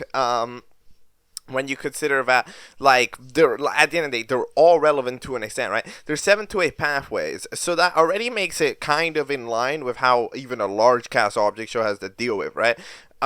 However, what it then decides to do is it writes each pathway. However, it doesn't simplify any. Like, you'll notice every single pathway that you look at has some sort of important plot point going on, right? So mustard and basket, right? They're important because they're on the plane, and then eventually they have the whole saga with the friendship and the breakup and all that stuff, right? Okay, yeah, all of that stuff. For example, Pebble is there solo with Boxy, technically in Boxy, right? And then there's the whole thing about them with the capturing and the battle and everything, right? So that's important. Then we have laptop and bookshelf, right? And you see that's important because we're going over, right? And then there's the quicksand, and then there's the whole thing about what laptop has been up to, and then you're trying to figure it out, and then you sink into quicksand, and you go down, and you have enough, right? Like, there's a lot of stuff there. Then, for example, Spooty and the other gang, right?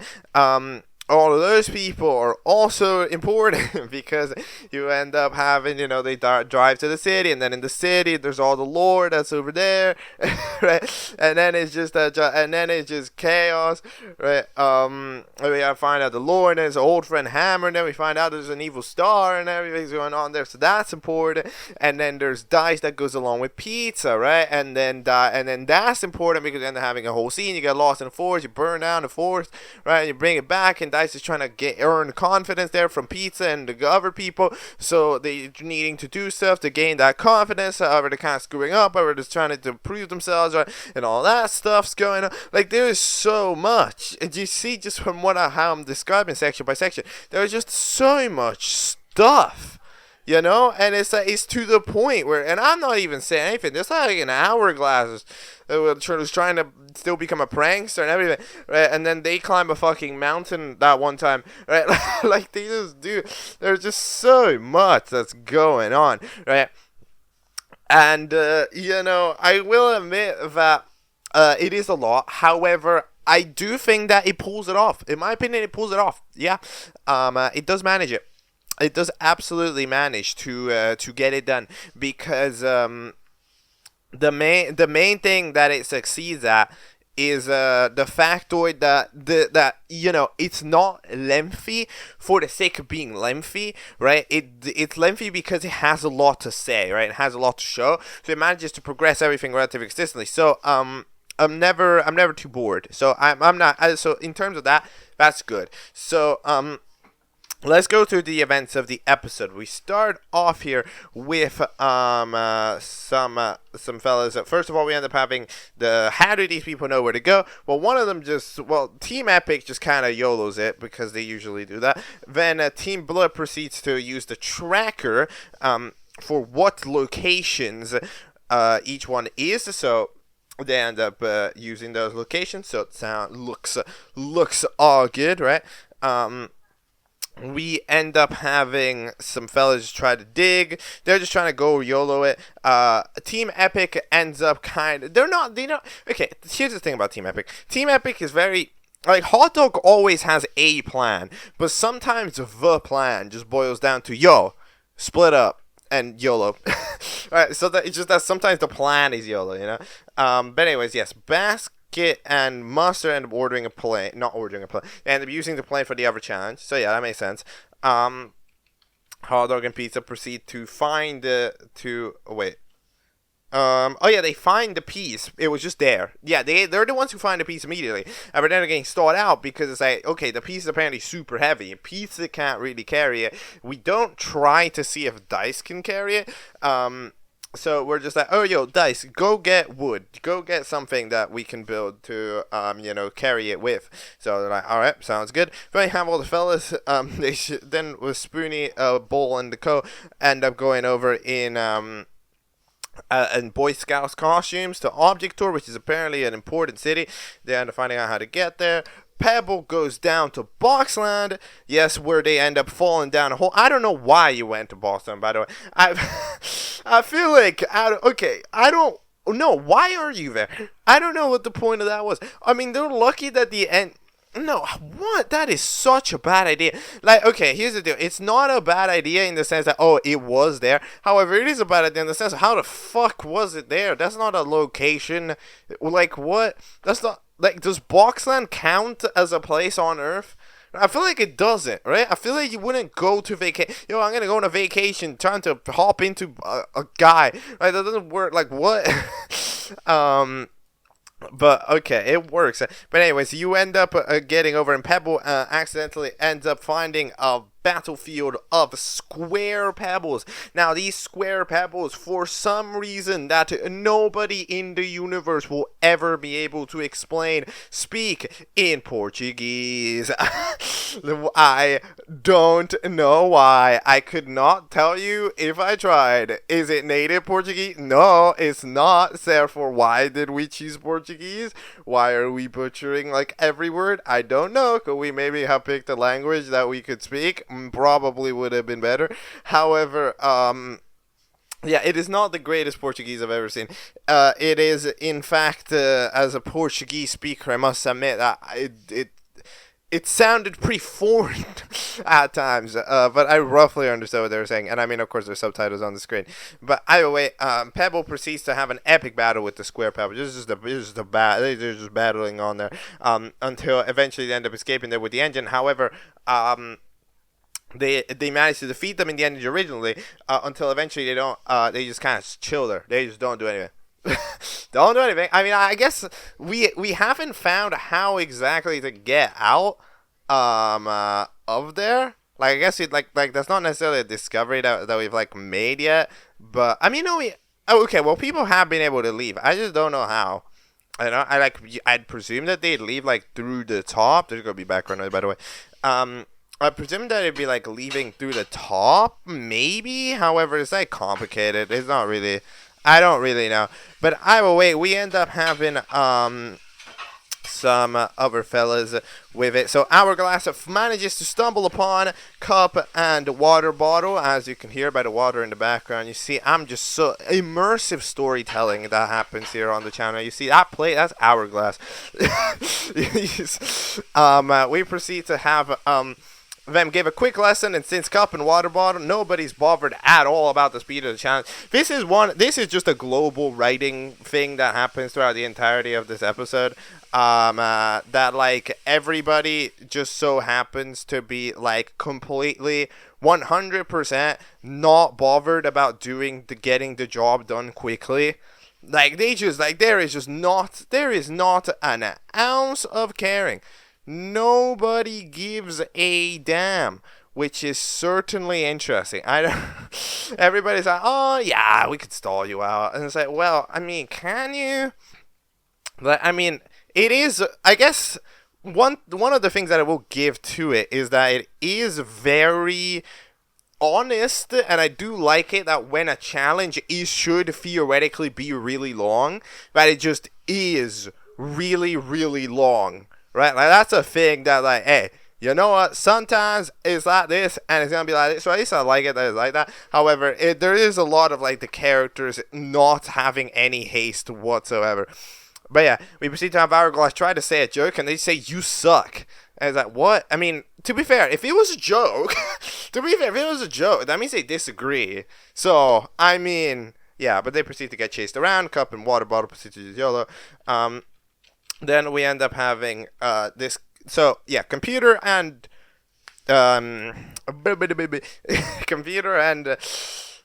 Bookshelf proceed to find the head of the everything in a quicksand pit. And then we proceed to have the genius idea of, if it's in the quicksand pit, I should go in. Because if I go in the quicksand pit, I won't sink. No, that would not happen. And then Bookshelf proceeds to go there and then proceeds to obviously fucking sink. And the greatest part is he doesn't even have arms. So I don't know how he thought he was going to grab it in the first place. There is just a global level of very dumb.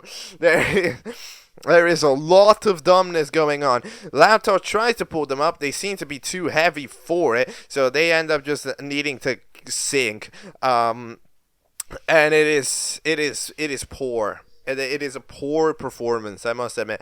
Then we end up having Popsicle and Mirror. These are the two that do the least. If there's any not super relevant setting, like these are the only fellas that like don't really do much. They just kind of dig a hole, they find the engine, and they're like, yeah, I mean, we're good. Right? They still have a scene or two with some gags and stuff. However, like, oh, do you want to do something? Nah. But like, you know, they're not as plot relevant. So yeah, then the plane ends up getting down with Basket and Mustard proceeds to do a certified crash out. That's it. This isn't you. I'm sick and tired of you acting like Catchup. Just be yourself. They proceed to immediately go like, yo, look, I don't want to hear it. You're gonna need to get some new friends. I don't like the fact that you're just trying to be Catchup. And they proceed to leave. So, let's just skip ahead to the next part of the saga to chat about it. So, what I think? I think that, like, I mean, it's Mustard is in the race. So what happens in the next part is that basically we end up having Mustard eventually feel bad because, should I really have done that? Was it really that big of a deal? So they proceed to go back, and in the meantime, Basket is referring to me like, what the fuck did I do that? Why? What was the reason? What was the point of that? So then they proceed to be like, no, it's okay. I apologize. I should not have been mean to you. You can even act like Catchup. Just let's be friends. Then they proceed to reconcile. All this happened in the span of probably like 30 minutes. But it's like, I mean, yeah, because I think Mustard's right. It's one of those things where it's like, yo, it's okay. It's one of those things where the way that it's done is kind of wrong. However, it is done correctly, right? Where it's like, okay, it's bad to, of course, try to, you know, be somebody else, you know, try to replace someone. You know, it's weird to try to replace someone. Like, Catchup gets eliminated. It's like, oh, I'm going to act like Catchup and then replace Catchup. Like, that's weird, right? Because no two people are the same. So, it kind of ends up off. However, it's one of those things where, yeah, but Mustard should have said it before crashing out, right? It's kind of one of those things. It's like, well, like, this was never even brought up as a thing. Like, Mustard said it once or twice, right? Like as a passing statement, but it just got deflected and you moved on. Like there was never a serious discussion that, hey, I don't like it when you do this. Can you stop? Right? Like, there needs to be that respect. There needs to be the inquiry before the shutdown, right? Because it's like, if you inquire, hey, I don't like it when you act like Catchup, I'm going to need you to stop. And it's like, okay. But then if they don't stop, then you can go like, all right, we're done here. But if you're just skipping the first step, you're like not giving an opportunity to know that you even thought it was a problem, right? So you need to have the correct level of communication. Otherwise, it's not going to work. Otherwise, it's not going to be Gucci. Otherwise, it's not going to be gaming, right? So that's kind of the thing that's going on with that. And yeah, it just ends up that they get back together though. So it was not a very long section of no friendship.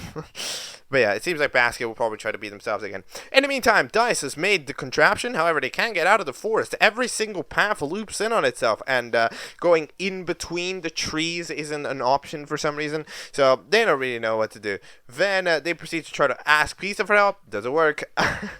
And then what do these people do? Oh yeah, they end up fucking burning down the forest.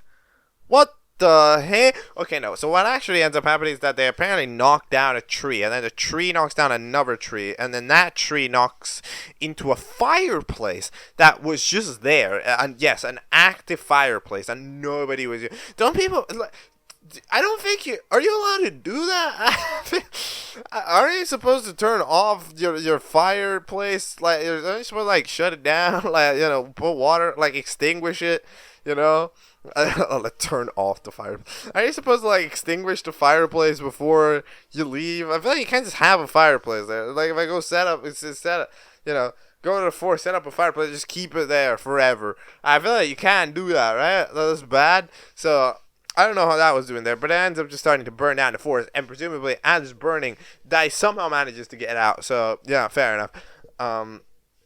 Though it would definitely become more difficult if everything's on fire. I'm going to be 100% honest with you. But, okay.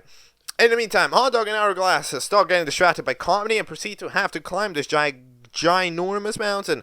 They proceed to do that. And it just ends up being a little bit of a disaster. Hourglass is just kind of lazy. Like, if you think about, like, here's the deal. Hourglass is kind of a comedy genius. The thing is that their comedy isn't in stand-up comedy. Their comedy is just rage baiting. They're a rage baiter 1 trillion, nah, bro. Like you saw how that ticketed off. Like this is now we need to start it. You need to start thinking out here. Hourglass, you need to start clocking it. Hourglass, you're a pro rage baiter. You need to start getting to work on that stuff. Like this is big stuff. This is big stuff. This is big reasonings. In the meantime, we end up having some fellas. The people on the road trip and doing the road trip, including visiting the grandma to say it. By the way, I think the credits did actually credit like we said the epic grandma, so maybe that is just bro's grandma. Maybe they did go like, hey, can you say this thing? And it's like, okay, yeah. I wonder if the epic grandma watched the episode. I wonder what the epic grandma thinks of this episode. I'm gonna need that. I need that reaction video. I need an object catchup hosted by the epic grandma. But anyway, we end up having themselves going into the city, and then it turns out that the city, which was once bright and luscious and Bull used to live there, it's actually now all broken down and sad and really sad. So they proceed to Bull ends up going over to cry in a corner, and then they proceed to get set up by a trap. In fact, everybody gets set up by a trap. It's actually quite an embarrassment. So then what ends up happening there is that, okay, yeah, let's cover that plot point. So it's also a bit difficult with these big episodes because, of course, the plot point, the way that it's written is, the plot points sort of don't close themselves out in one go. However, I should probably discuss them all in one go, so I kind of have to remember it a little bit. Okay, so Hammer is the only person in this town. They set up this trap for some reason, by the way, I don't know why you set up this trap, but if you're the only one there, maybe it's to catch. Is it like the catch star? It's a Hail Mary effort. But either way, I don't know. You build up a trap and it somehow works. I don't like. I guess I can't blame it. It fucking worked. But but like, anyway, you proceed to do that.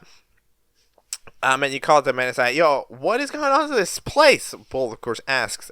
And then we proceed to hear the story. So what is the story? The town was looking good. They were about to celebrate their half-a-year anniversary, which is not long at all. Have you, bro, how many cities do you know have been around for 6 months? They've all been around for like 40 years. What's 6-month-old city? But anyway, they were going to celebrate their half-a-year anniversary until, during that celebrations, it turns out that in the sky a star showed up, okay, or at least a couple of stars. In the press there were a couple, but let's say it's one star. At least there's one star character, right? And they proceeded to start shooting laser beams. They started going, right, and all that jazz. And everybody started disintegrating. They were trying to run away. It didn't work. They were trying to hide. It didn't work. There was no time. It was death. It was doom. It was gloom. Everything's getting destroyed. And then Hammer manages to hide down, and as a global laser is going by that should have gotten them, they manage to pull up their metallic cap, and it just absorbs enough of the laser beam to survive. So that means the Hammer ends up lasting as the only survivor to the evil star, right? But then everybody gets confused at this story, right? Because the story is like, well, hold on. Well, but like Star's a nice guy, right? Star is why we're looking good. So that's an interesting question, right? However, yeah, I think that there was not a description of the star, because it's like it's more of an anti-star, right? Because the star is yellow, but that star is black and has red eyes, right? But instead, of course, our star is yellow and has the other thing. But either way, yeah. This is setting up some, of course, pretty important lore in the celestial aspect of things, right? Like, of course, if you have somebody trying to, improve the world, protecting the world, which Star seems to, Star seems to be relatively often, like, floating up above, kind of, checking in what's going on. And then the other fella, and then, the anti-star seems to be, wanting to cause destruction and havoc and all that stuff. They probably clashing, they probably beefing. There's probably something going on, and it is the type of plot point that I would just expect to see in another episode. Like, to be 100% honest, I just feel the type of thing. Like, yeah, that's happening, right? that just kind of makes sense. So, that is probably, yeah, I'm expecting it now. I'm expecting more a celestial battle incoming in BFEI 17. I'm calling it. But either way, yeah, they're doing that. And then they're kind of questioning it, and it's like, oh, okay, fine. We end up doing. They end up having the base, by the way, of the rocket somehow. But they have the base of the rocket in their arsenal, and then they'll be like, well, for a price, I will let you. And then it's like, take Bull. However, no, Bull ate very quickly. Bull ate too fast. Bull, was too worried. So then eventually that plot point wraps itself up.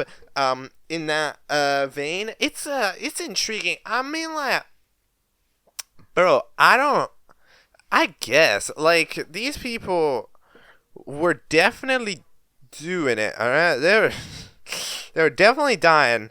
It was definitely dying at a quick pace. Of course, it's one of those things where, you gotta spend disbelief a little bit, because it's one of those things where, like, well, would the laser beam that disintegrate people really not be able to go buy metal? But, like, it's one of those things where it's like, yeah, sure, why not? But yeah, anyways, let's see what's going on else. Lantop needs to get this fella out of the quicksand, so they proceed to use their sand removing laser beam that they have.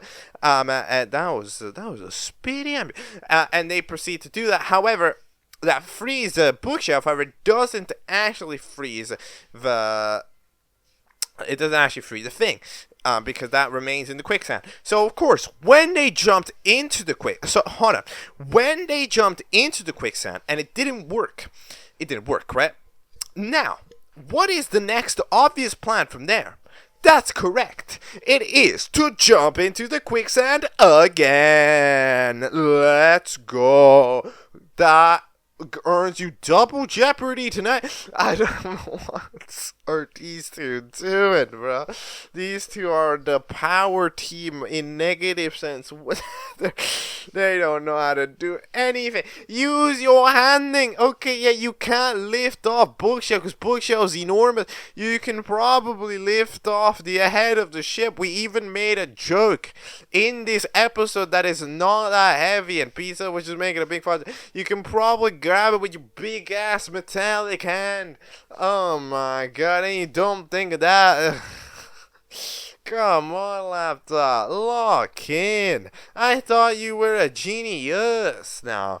Oh my god. But yeah, they proceed to dive themselves into the quicksand. This was a mistake. Oh, really?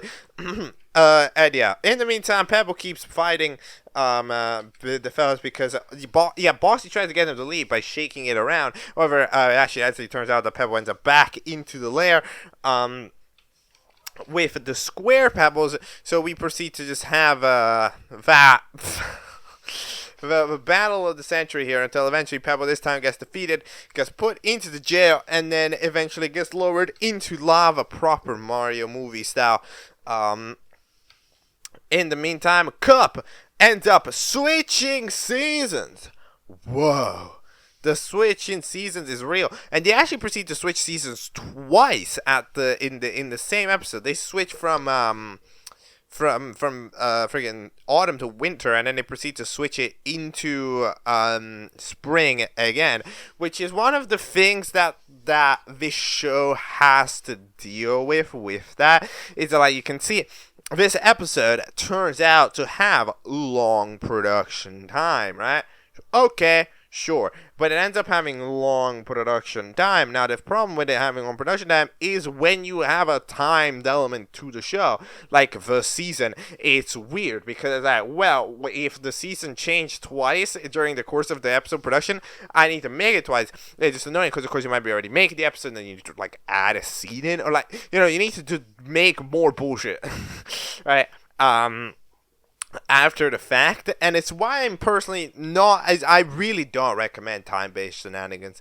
You know, like, while the concept of the cup going from season to season, it is cool, I don't think that it should be season to season following IRL seasons, because it just doesn't make a lot of sense. You know, it kind of has to follow its own seasons, because that way, you know, it can be written properly, because otherwise it doesn't make sense. It's in the same way as shows follow in real time. Like, it doesn't work, though. What if you take too long? It's like, well, you need to explain a hiatus. That will take you longer, because, like, you know, now you have to write it into the episode that wasn't originally going to have it, right? It's just a disaster.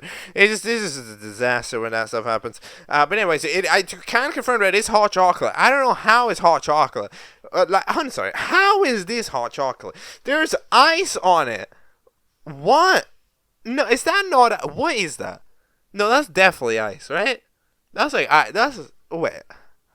No, is that chocolate? No, that's not chocolate. Like, I'm just confused. How's the ice in the hot chocolate? I don't drink that much hot chocolate, but I don't think you put ice in it. But anyway, they proceed to keep going. The fellas that are chilling remain chilling.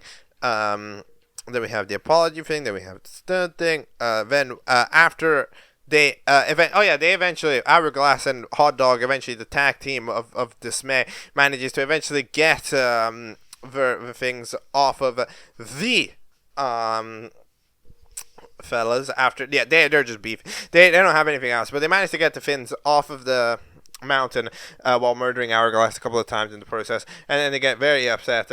They have an argument. To be fair, I do like the gag that their argument just slowly transforms into a normal conversation, and then we end up this going over into themselves at like a campfire, telling each other the life stories, which is it's intriguing, right? But then at some time during this, I think when, like, throwing it down for the revival, one of the fins end up getting a dent on it, which turns out with rocket machinery, it is very concerning.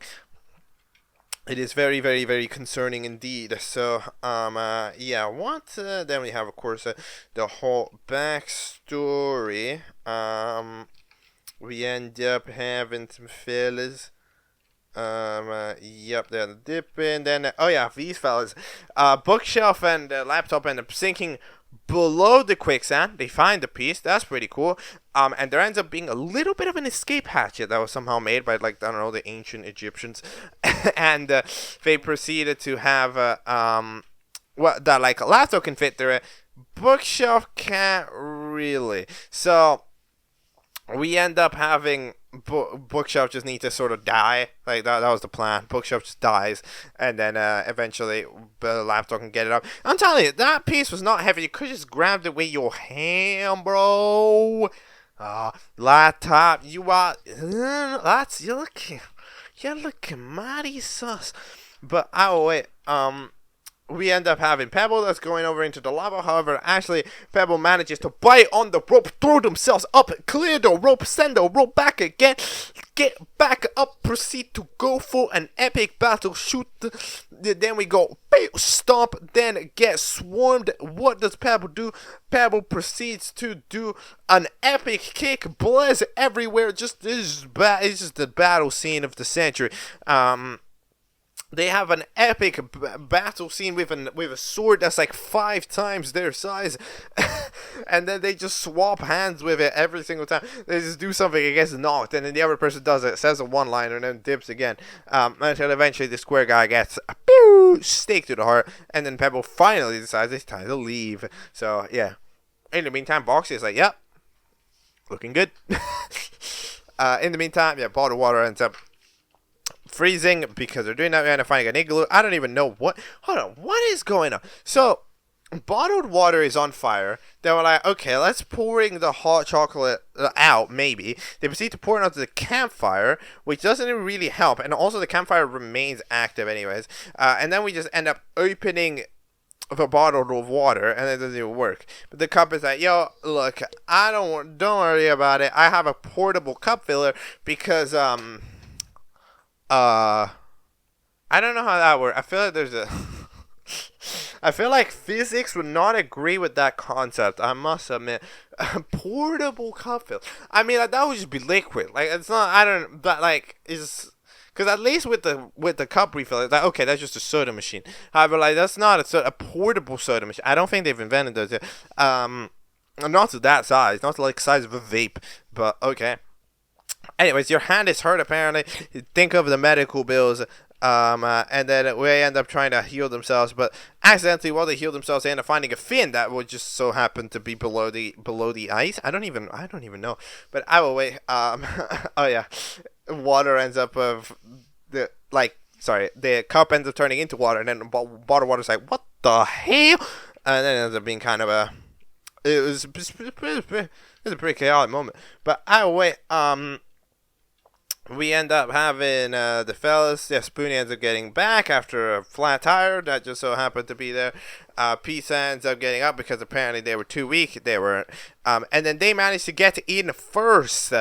Pizza manages to convince Hot Dog, yo, let's get Dice onto the pilot. Let's get Dice to drive the rocket. Let's get Dice to try to prove themselves. And they'll go, yeah, sure. This is a pretty bad idea. I must admit. I mean, okay, here's the deal.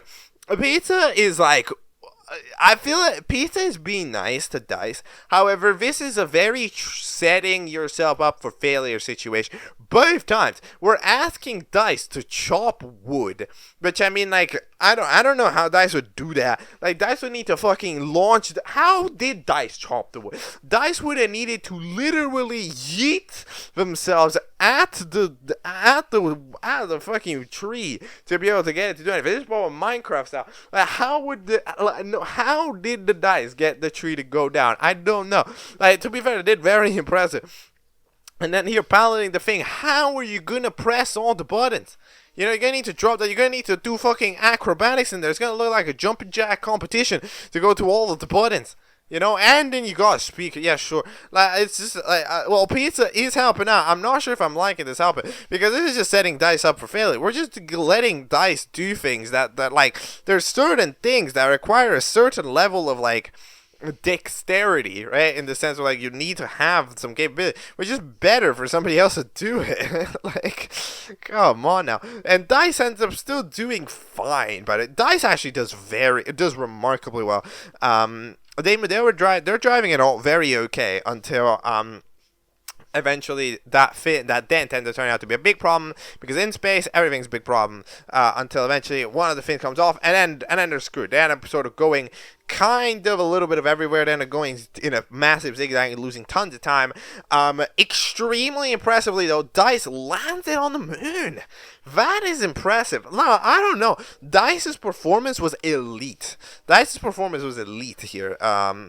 In this, like, they were given very hard duties. They took on very hard duties, and they performed about as well as you can realistically expect. Hot Dog's gonna be mad, of course. Hot Dog's gonna be mad, right? But like, to be in a problem. In the meantime, the other team decides to just kind of guess there.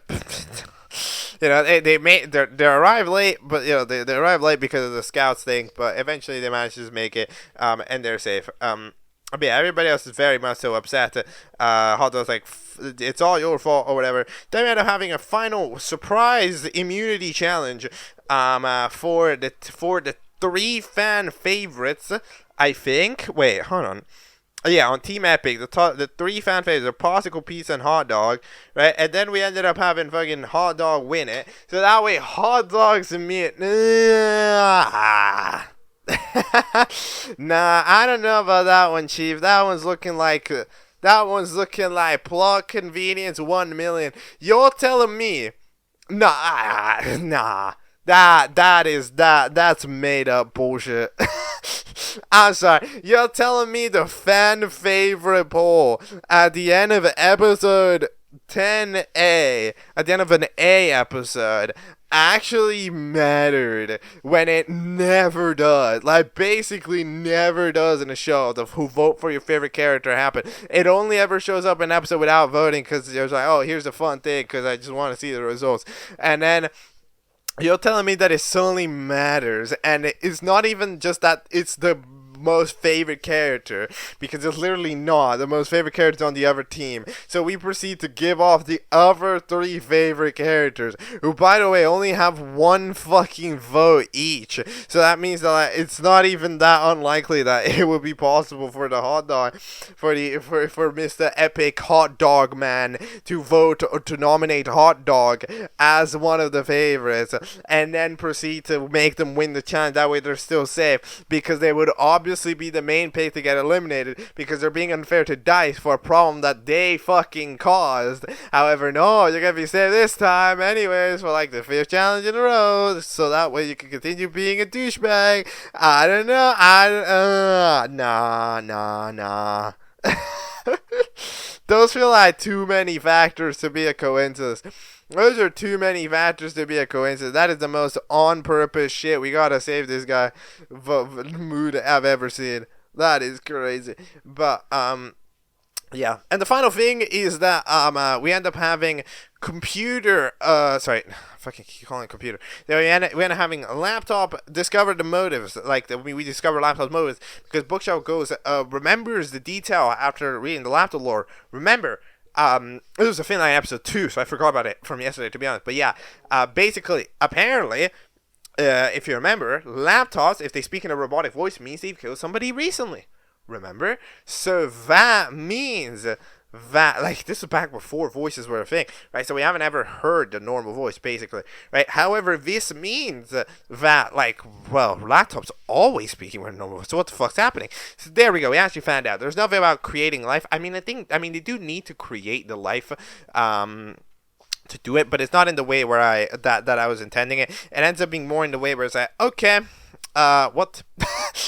It ends up being more in the way where, like, they form a lot of little people, and then they just sap them all down, and that way, with that, they end up having the robotic voice for like the full day or something. So that way, then, because they do like 20 mini murders on these mini potatoes, right, on like these mini pebbles. So then, with all that time, they end up having the robotic voice, and that way they can just look robotic. So yeah, fair enough. Who's getting eliminated here? Great question. I mean, Mirror and Popsicle don't do anything, but that's just because they won.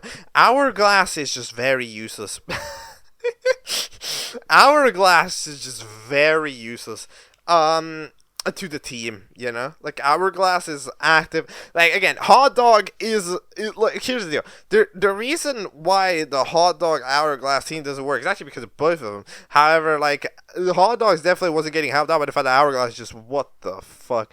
I mean, I have to say Hourglass out personally because of course I mean like they directly by just not doing much of anything kind of cause a distraction that leads to those two fellas damaging the dent of the ship right on the fins because of the throws and everything, and Hourglass keep falling and all that stuff right, and Hourglass being distracted and just saying you saw their own team member. So I think it just makes the most sense, although I could see somebody like Mustard getting eliminated if people are upset about that. I don't really know, but I'm gonna say Hourglass. Episode 11, if I can get to it, is titled Playtime's Over.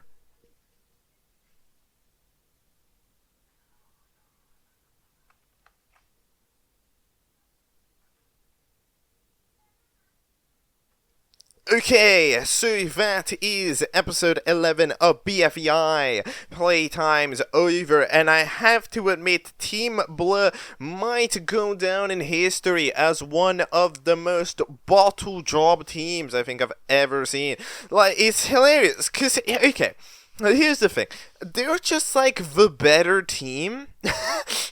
Like, to be 1,000,000% honest, right? Like, in terms of which team is the stronger team, this team should have it in the bag. This challenge, they should have it in the bag, bro. Laptops got like infinite powers that they don't ever feel like using. Pebble is like OP fighter. We've got some other capable people like Spoonie and shit, but they just don't do fucking anything, man.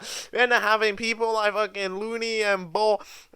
We end up having Looney and Bull fucking sabotage themselves. Bookshelf getting destroyed by their own fucking teammate. Laptop sits there not doing anything at all. Then we have Pebble. You know how Pebble's like literally extremely strong? Well, they don't do much of anything. They get one guy and proceed to sit there until the end, just hiding until the final, until everybody else on the team dies. Even though they could probably take down like 4 people. And then with those 4 people taken down, they could probably, have other people on their team alive at the end. But no, they don't do anything. Right? And then the other people end up, it's a freaking water bottle and cup, end up just sitting there. Water bottle and cup. Dude, you're on a sniping tower. There's a, it's a button. You can hide the button and still shoot. But somehow, as soon as there's a laser pointed at you, you decide that the best tactic isn't to hide yourself in the bunker where you're safe. No, it's to fucking launch yourself out of the window. What? This team is insanely. I have never seen a team be so dumb. It's unbelievable, man. It's just the decisions that these teams make, man. And it's both teams. And this, me, oh my god, dude. It's, you know what?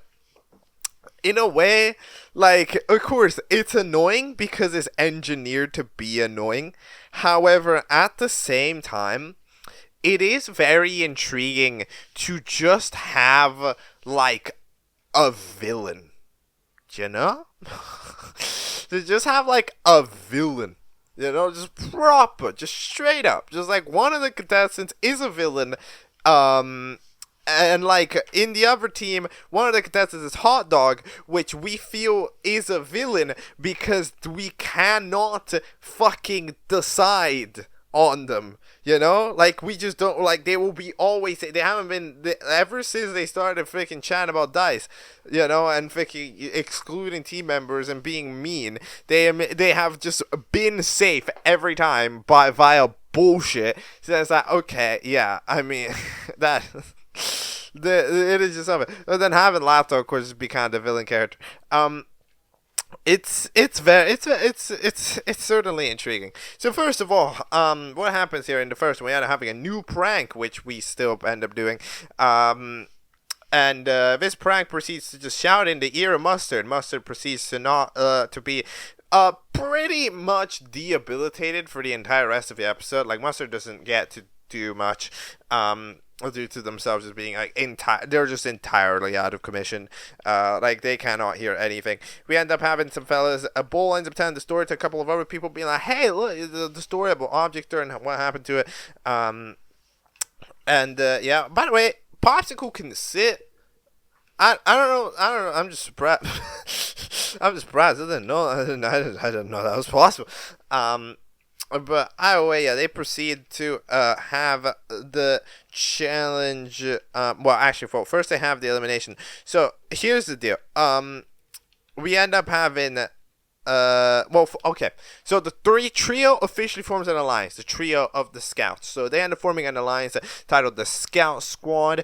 Not gonna lie, gonna be 100% honest with you. You don't need to make a team jingle for an alliance. It feels like a little bit of a cheap cop-out for, oh, hey, I couldn't really do these back in the day.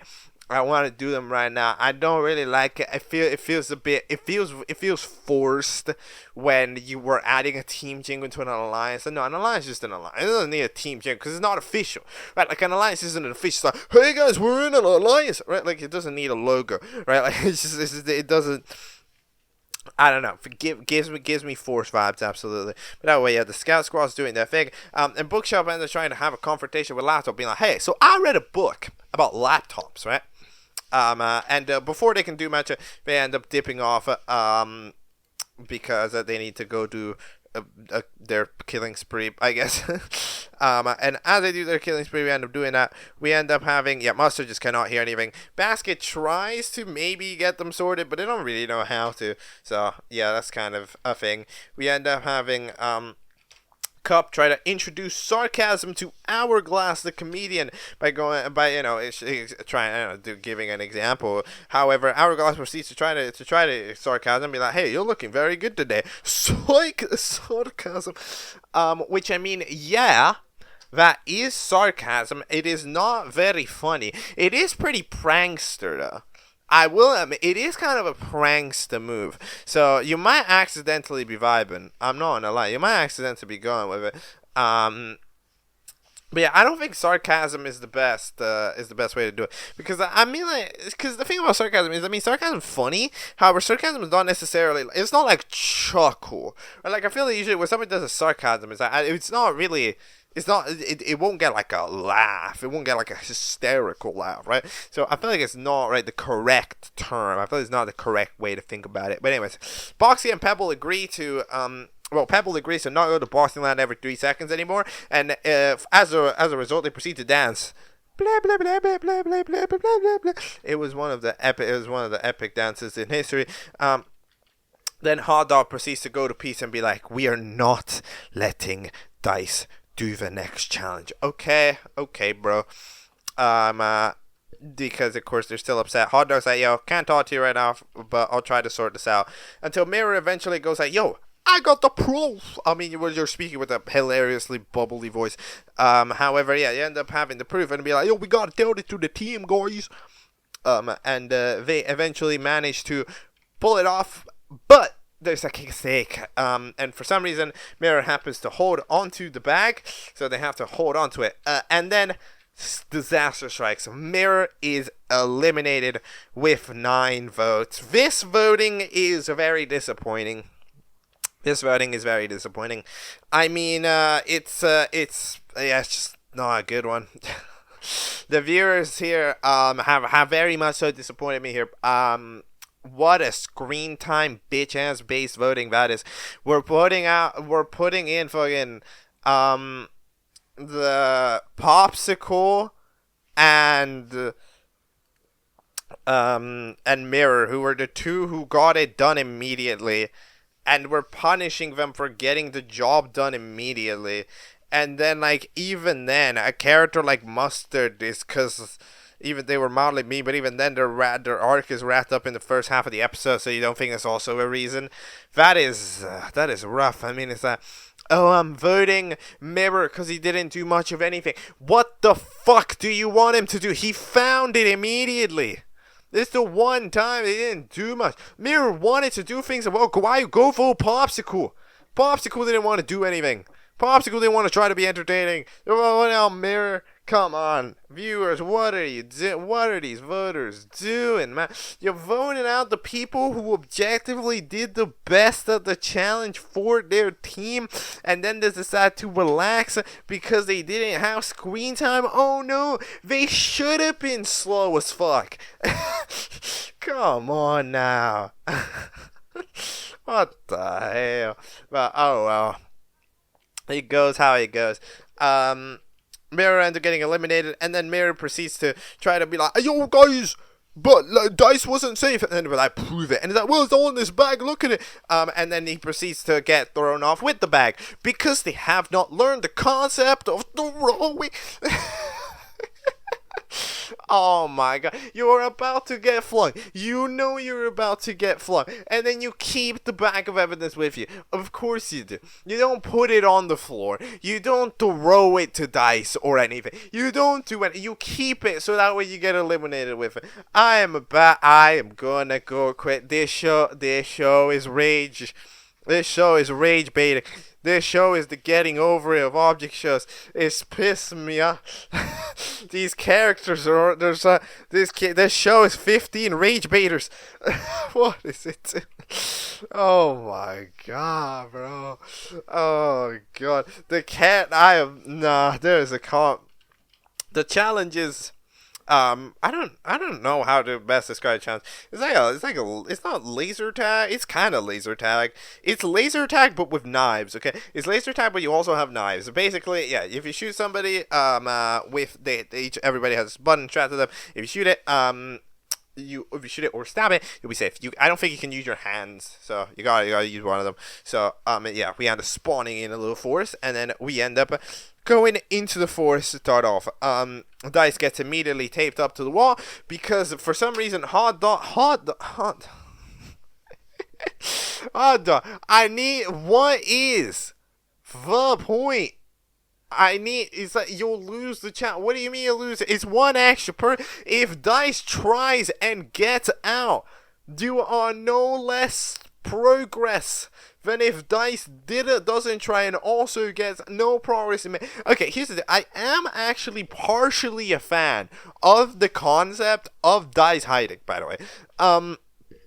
That's not a terrible idea. If they did the thing of dunking like Dice underground, like they did the other time, like it's a great idea, isn't it?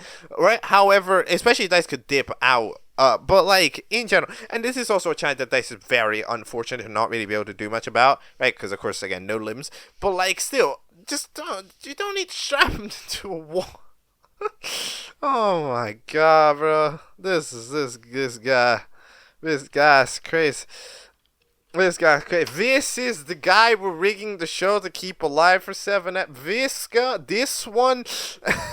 Well, anyways, Spoonie finds a water bottle. They decide to stick together. Hourglass is there. Hourglass refuses to get shot because they make a sand joke because water bottle. Then Popsicle drops by and was like, not interesting, eh? So they proceed to immediately solo. Popsicle just there's no better way to say it. Popsicle just locks in. I mean, there's not too much to say. To be fair, respect where respect is due. Popsicle locks in. Like, there is a very global just absolute fuck up effort going on the other team, right? Like, Hot Dog manages to get like 4 people entirely just because there was just a collective stupidity of like epic proportions. However, it's still like, bro. I mean, I don't. But still, yeah, Popsicle absolutely deserves the MVP at the very minimum because they're a cadet that was going in, hiding bushes, striking at the right time, being smart. Some of it way too smart. What do you mean you drop the knife to the side to shoot the laser so it ricochets off? What the hell? Where did you learn all those physics? Nah, but yeah, it's stuff is definitely happening. And then, in the mixture of it, yeah, Mustard ends up getting hit. Mustard's completely debilitated. But in the meantime, what other things end up happening? So, Cup drops down, presses a button, that is just there, and then they end up having the button of changing. So, this blue orb, ends up being like, you will have one forced random change made to your body, good luck. That's pretty much what they say. Will it be positive? Will it be negative? Who knows? But it turns out that it was actually just you can change the liquid at any time. So, pretty much what has happened is that we have gone from the cup being able to choose their own liquid at any time to themselves being forced to only have seasonal liquids. To them now themselves being capable of having whatever liquid they want at any time. So we have just done an epic circle. So by that logic, by episode 16, we will be back to seasonal drinks. Oh my god, bro. Fair enough. Okay, no, here's the deal. Yeah, fair. I mean, I have to say fair because, like, at the end of the day, like, it is true that, I complained about it, being like, hey, this is a great idea, because seasonal is bad. If an episode takes a while, or it's confusing. So, yes, true. However, even though I did say that, I mean, is the solution being to like, I understand, but the solution being to prop up a random button that makes a random change that just so happens to make the change that reverts the liquid function back to how it was. And okay, look, I understand that the liquid function is technically different because now you can change it at any time with your imagination rather than going to the refilling station. I don't care. I don't care. That is technicality McGee. It's basically the same thing. Come on now. If off screen he has to go to the station, doesn't think it matter, doesn't think it care.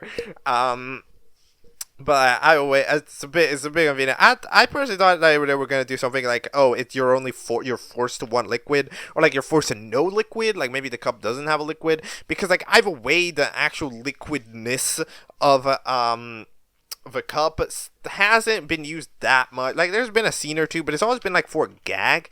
Like it's never actually been very useful. What drink is currently within the cup? So like it's still not really a used plot point, not really a used character feature. So I was just expecting to be like, oh, okay, get rid of it.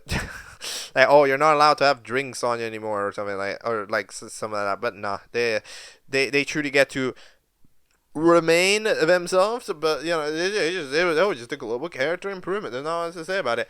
Water Bottle tries to write down a prank idea. Popsicle YOLOs them. Water Bottle proceeds to be stupid because of course you do. So okay, let's imagine this. You throw the gun. Okay, it cracks the knife. The gun drops in front of you. What's the tactic? Pick up the gun that you are now 1 inch from on the ground. But no, you're gonna run away. That way, Popsicle can come in and grab the gun that they threw instead of you grabbing the gun that they just threw at you and trying to get a quick shot. You see what I mean? Water Bottle, like, it's not just water, it's a global effort. This team is throwing. This team has 1.3 odds, and they somehow lose to 3 odds. I don't know how they do it. It's unbelievable, bro. Like, Popsicle made an error, and then you proceed to sit here, throw everything on the floor, run away instead of grabbing your gun and let yourself get shot, which I don't even know how you got shot. You were running from behind it, supposed to press the button, but somehow the knife fucking did a boomerang or whatever, and it hit the button because I forgot that the button is in a 360 belt. Like, I don't... There's stuff just happening. Brickshell proceeds to get mad at Laptop, being like, yo, I know what you did. And Laptop's like, well, people can't see me like this. So what? Nobody will know. Nobody will care. Nobody will be sad. Nobody will be mad. So it's like, nobody can see me like this. My voice will get ridiculed. I don't know why the voice will get ridiculed. To be 100% honest, I mean, maybe is, I guess. I mean, like, this is a thing that we have seen certain characters. This is a thing that we have seen some electronic characters do before. I remember Boombox from LBS, which is a very random show. But, like, Boombox from LBS was a character that only speaks in piano notes, like a piano speak. However, their actual voice is, like, they're hiding it because they don't like it. and they got made fun of it, so they're just kind of hiding it. So this is a thing that we have seen Mechanical Minds do before. There's no, like, the only thing here is that there's no recollection, there's no proven track record of Laptop getting bullied for it before that we can necessarily refer to and go like, oh, okay, that's fair. We just kind of have to trust Laptop's words for it. Laptop proceeds to keep thinking that they're lame.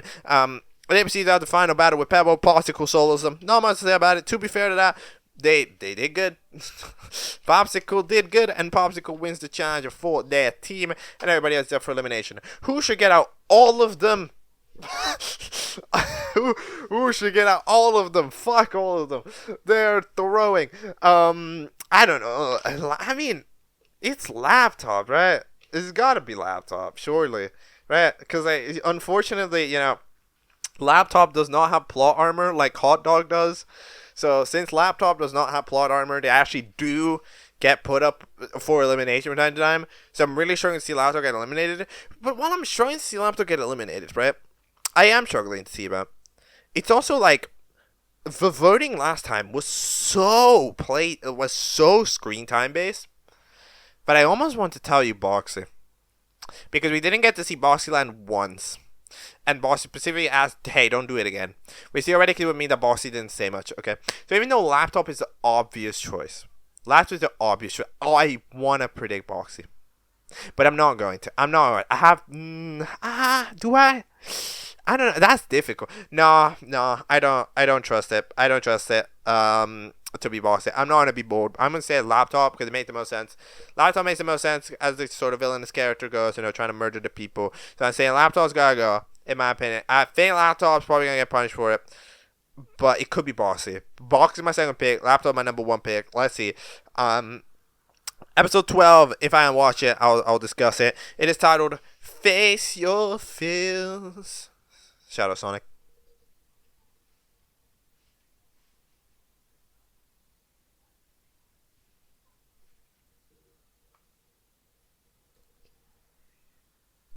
Alright, welcome in. We are deep into the night, however, I don't care. I want to finish BFEI 12 and finish all the BFEI series in one day. So we are risking we're risking the neighbor's noise complaint by talking at 1 in the morning. That's what we do around here in Object Catchup. We take big risks to try to win big prizes. Now, this is the latest BFEI episode, which released 2 months ago, after, considering the other one was 2024 or something. That is a big hiatus. Because at the end of the day, it's just a really big episode. 40-minute episodes are something that maybe even nowadays, right, you might take mildly for granted because you'll see, Jack and Jellyfy does it, every 3 months. Okay, yeah. However... Jack and Jellyfy is a team of 30 people right now working together to make an episode happen, to make it true, to make it real. And BFEI, for example, when it pulls through a 40-minute episode, it has maybe 3 it really does not have too much to work with. So that's why 40-minute episodes, it's really rare, and is why the latest episodes of these past few years, the 40-minute episodes of BFDI, the 1 hour episodes of II, they stand out as the longest episodes ever for an object show. Because for an object show of a reasonable size, because it is not reasonable to do it. There was for I think literally 4 years straight. No, sorry. I think from 2018 to 2024, out of the big Object Show episodes, it was still Moss that had the longest one, because it was 41 minutes and just nothing ever was longer until I think the II finale came out or something, or pointy, one of those. But either way, so I will absolutely commend anybody who comes in here and creates an episode of this length. It's insane. Regardless of, the different quality animation, the fact that it's a bit more slideshowy in nature, it's still just super impressive to make an episode of this length, because then currently it's all voice acted. It now has a bit of background music as well, which is something I wanted to get into. So, because I didn't really talk, because when I was talking about BFEI 11, I was so, fucking pissed off at every character's actions that I forgot to talk about the technical details. But, the technical details is that ever since the show got audio, like I was still saying like, oh, it doesn't have background music, we'll eventually add it. This is the first episode to some degree have proper background music from time to time. Not that much. However, I think it's a very interesting testament to how you don't need it. Like there's one of those things where it's like I never like really felt in these later episodes. It's interesting because in the earlier ones I felt it, but it's because I think it just paced itself a little bit better in these later episodes, right, where it started to properly come in and properly sort of have a more sorted out situation with it, with timings and stuff and pacing, where it stopped kind of having the music, and also sound effects started to become a bit more prevalent rather than in the past where there was some type of bigger gaps of silence that were kind of weird, right? However, it had this interesting moment how like this show is an interesting proof that you don't even need music at all, right? Because sometimes I judge shows for like one of the most common complaints that any catch-up show has, like majority of them. Okay, well maybe not a majority, but like one of the most common complaints that I always have is that people make music too loud. In my opinion, music being too loud is a big problem because you can't hear the dialogue, and you're supposed to hear the dialogue, not the Kevin MacLeod, right?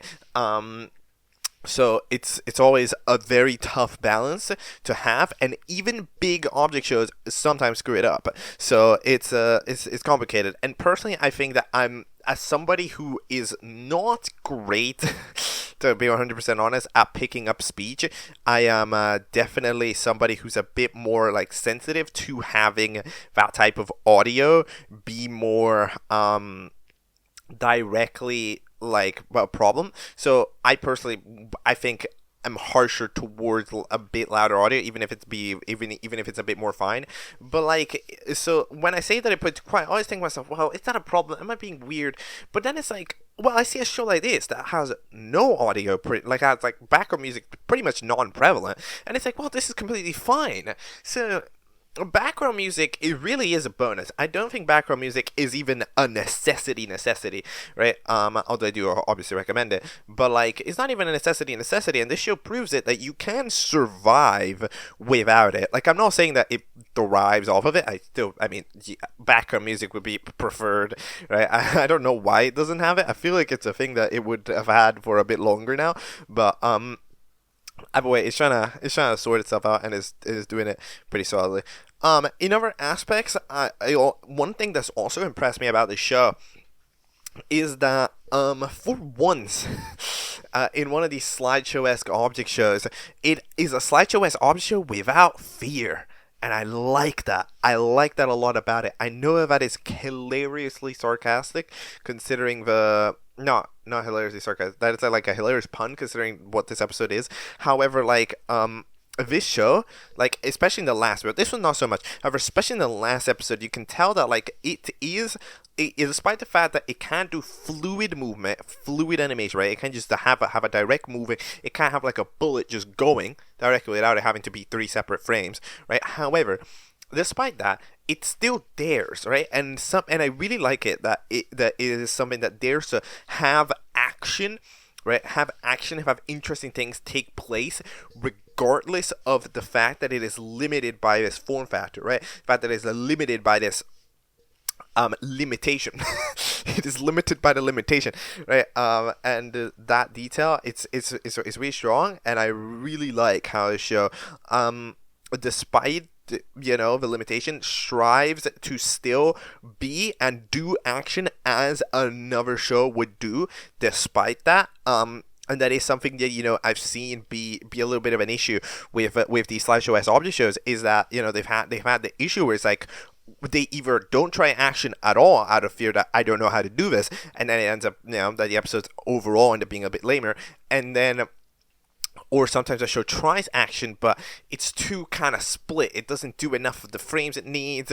It's kind of a little bit confusing. It's all over the place. You have to imagine so much that at that point you're like barely even watching a thing, right? And it's like sometimes it doesn't turn out right. So I think that this show managing to strike a balance of that, I think it's pretty impressive, right? So there are certainly a lot of details that of this show at the technical level, that of course, despite the fact that it's not properly animated, quote unquote, in the traditional sense, I do think that it's very solid, it's very strong in a lot of technical aspects despite that, and I am impressed by it. In terms of other audio, like voice acting, it's okay. However, I am gonna admit, alright, you know how I'm sounding like right now? Some characters sound like this. Just like a little bit too close to the microphone. You can hear breathier words way more, right? There's sometimes a mild amount of audio imbalance. I'm mainly thinking Bookshelf here, to be 100% honest. Like when Bookshelf says like please, like you see it just rolls itself onto the microphone, right? Like it's not great. And like for example, I'm talking way closer to the microphone because if I talk at the usual distance, it will be too quiet and it won't necessarily be the same volume, right? And I want to, roughly have it align with the rest of the video. So that's why I'm literally bringing the microphone in closer so I can talk quieter and still be at the same volume. However, like in general, I put it farther away, like in the other sections, right? But yeah, overall, there's still maybe a little bit of work, but I don't think the microphone qualities or anything. The microphones themselves are fine. I just think some people gotta take a step away, bro. Get a pop filter, I don't know. But anyways, we end up having we learn, I guess, from the doctor that Mustard has an ear infection, but I'm gonna be 100% real. I could tell. I like how the medical approved notes end up being there's just 5 cans of tomatoes. That is so random. You see, now that is unexpected humor. Water bottle would be proud. Yeah, that's certainly interesting. I must admit. I like how why was there an attempt to do it at all, to give a medication list at all? Paul, what are you doing? Paul, you need to stop. I'm gonna drink some iced tea. Give me a second. Okay, I drank some iced tea. Yo, look, it's 1 in the morning. Who cares? Anyways, we end up having the intro. The intros actually remain the same. I'm telling you, this intro holds up pretty darn well. I don't think this intro is really needed much of a rework, even though of course the character assets have a little bit had one. We end up having the start where we have a hot dog chat with Peter about Dice being like, yo, you're like Dice isn't the reason why we didn't lose this challenge, but like it was like, well, technically they're non-interference. It means that they couldn't interfere, right? It's kind of okay. I get what Hot Dog's saying, technically, right, is that Hot Dog's going like, okay, well, we didn't allow Dice to potentially make us lose, and we didn't lose, so therefore the fact that we didn't let Dice let us lose means that we technically are good. So, yeah, however, the reason why we won would have realistically not been affected by Dice, unless Dice, like, again, went after Popsicle for some reason, right? Which is unrealistic, but then but like, come on, we only had the challenge once, well then twice because of the bunker, right? Because Hot Dog for some reason blames Dice for the bunker as if you didn't tell Dice to go away. I mean, okay, no. Dice went away on their own after you told them to not do anything, and then you forgot about them when you all went into the bunker. Like, yeah, and then Dice wasn't even informed. So then you want Dice to do? Literally just stand there and do nothing? Like, come on now. This guy proceeds. I'm sorry. Okay, I'm sorry. This show. No, like, I don't like to bring up some of these just media words, but like I've had to bring it up with Hot Dog. This guy has literal plot armor.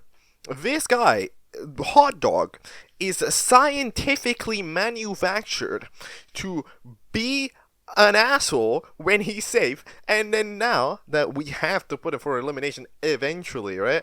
In this episode, we have like the entire episode, including the fuck-ass post-credit scene, just in case, be Hot Dog trying to redeem themselves. Oh my god.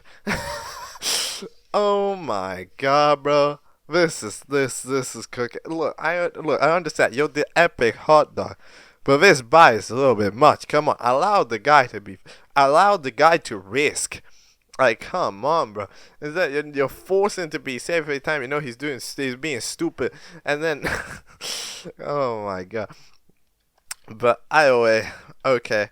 We end up having some other fellas. Dice tries to hang out with some other friends because of that. And then we end up having bookshelves nervous. They end up going over to get some new books because they felt like doing that. We end up having it. I like the gag of the needing to read the book about anger issues for the 23rd time. Then we end up ordering a lot of Bookshop orders a fuck ton of books. That is a lot of books. By the way, he doesn't even pay for them. How does he do that? how does the economy work? Also, how does that library exist? I'm sorry, what? I love the conveniently placed library in the middle of grass. But like, okay, fair enough. Yeah, the unexpected humor moment. We end up having hourglass singing. Dude, the thing is when 41 minutes of stuff happens, I just forget. Not sometimes you forget about the smaller events. It was. Elite singing, I must admit. Lately my season 1 episode 9 remaster randomly got 300 views. I think that if this would compete. This would compete. So fair enough. Then we end up having laptop try to worry about it, being like, it's fine. I'll use my voice a bit longer. Well, so okay. Then we end up having by the way, hold on. I just realized that in the Cake and Steak intro, Hot Dog's the one who is the example for getting the cake. Shut the hell! I'm telling you, bro. I'm telling you. I don't know if I've. You know what?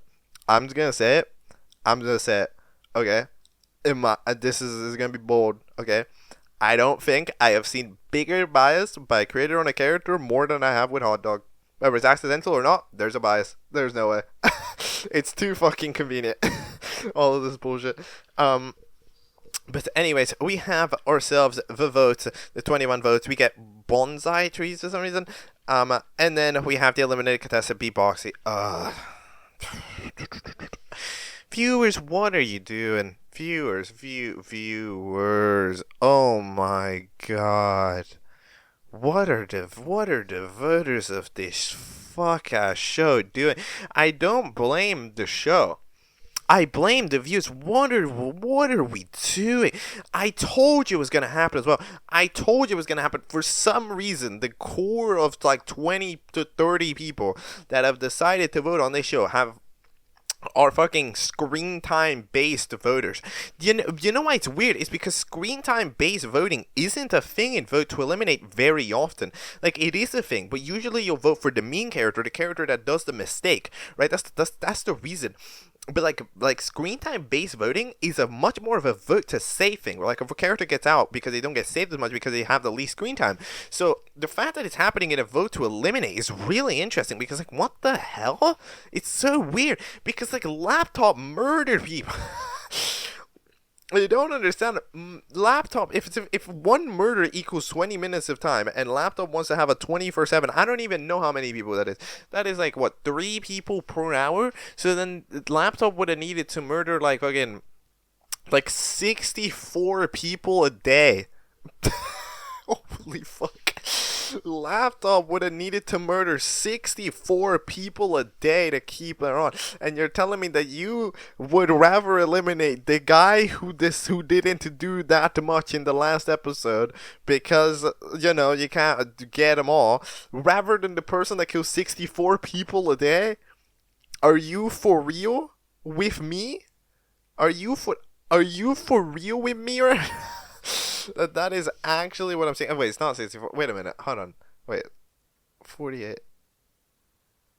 It's like 62. Wait, is it? Hold on. Math. Whatever. It's roughly. It's in the 60s. It's 1 in the morning. Okay, give me a break. But like, anyways, like you're telling me you're gonna vote it, and then last time is at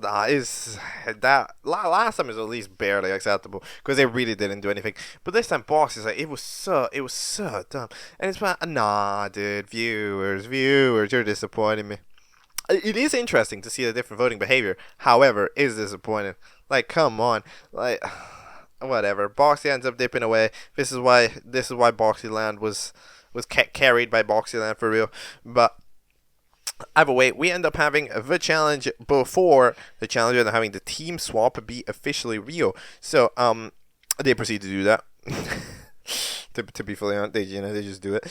And as they do it, let's try to find out. So we have ourselves a team. I need to find a name. Team Eble, which I like that name. I like that name a lot because Team Epic and Team Eble. I would have probably named it like Eple instead, but like whatever.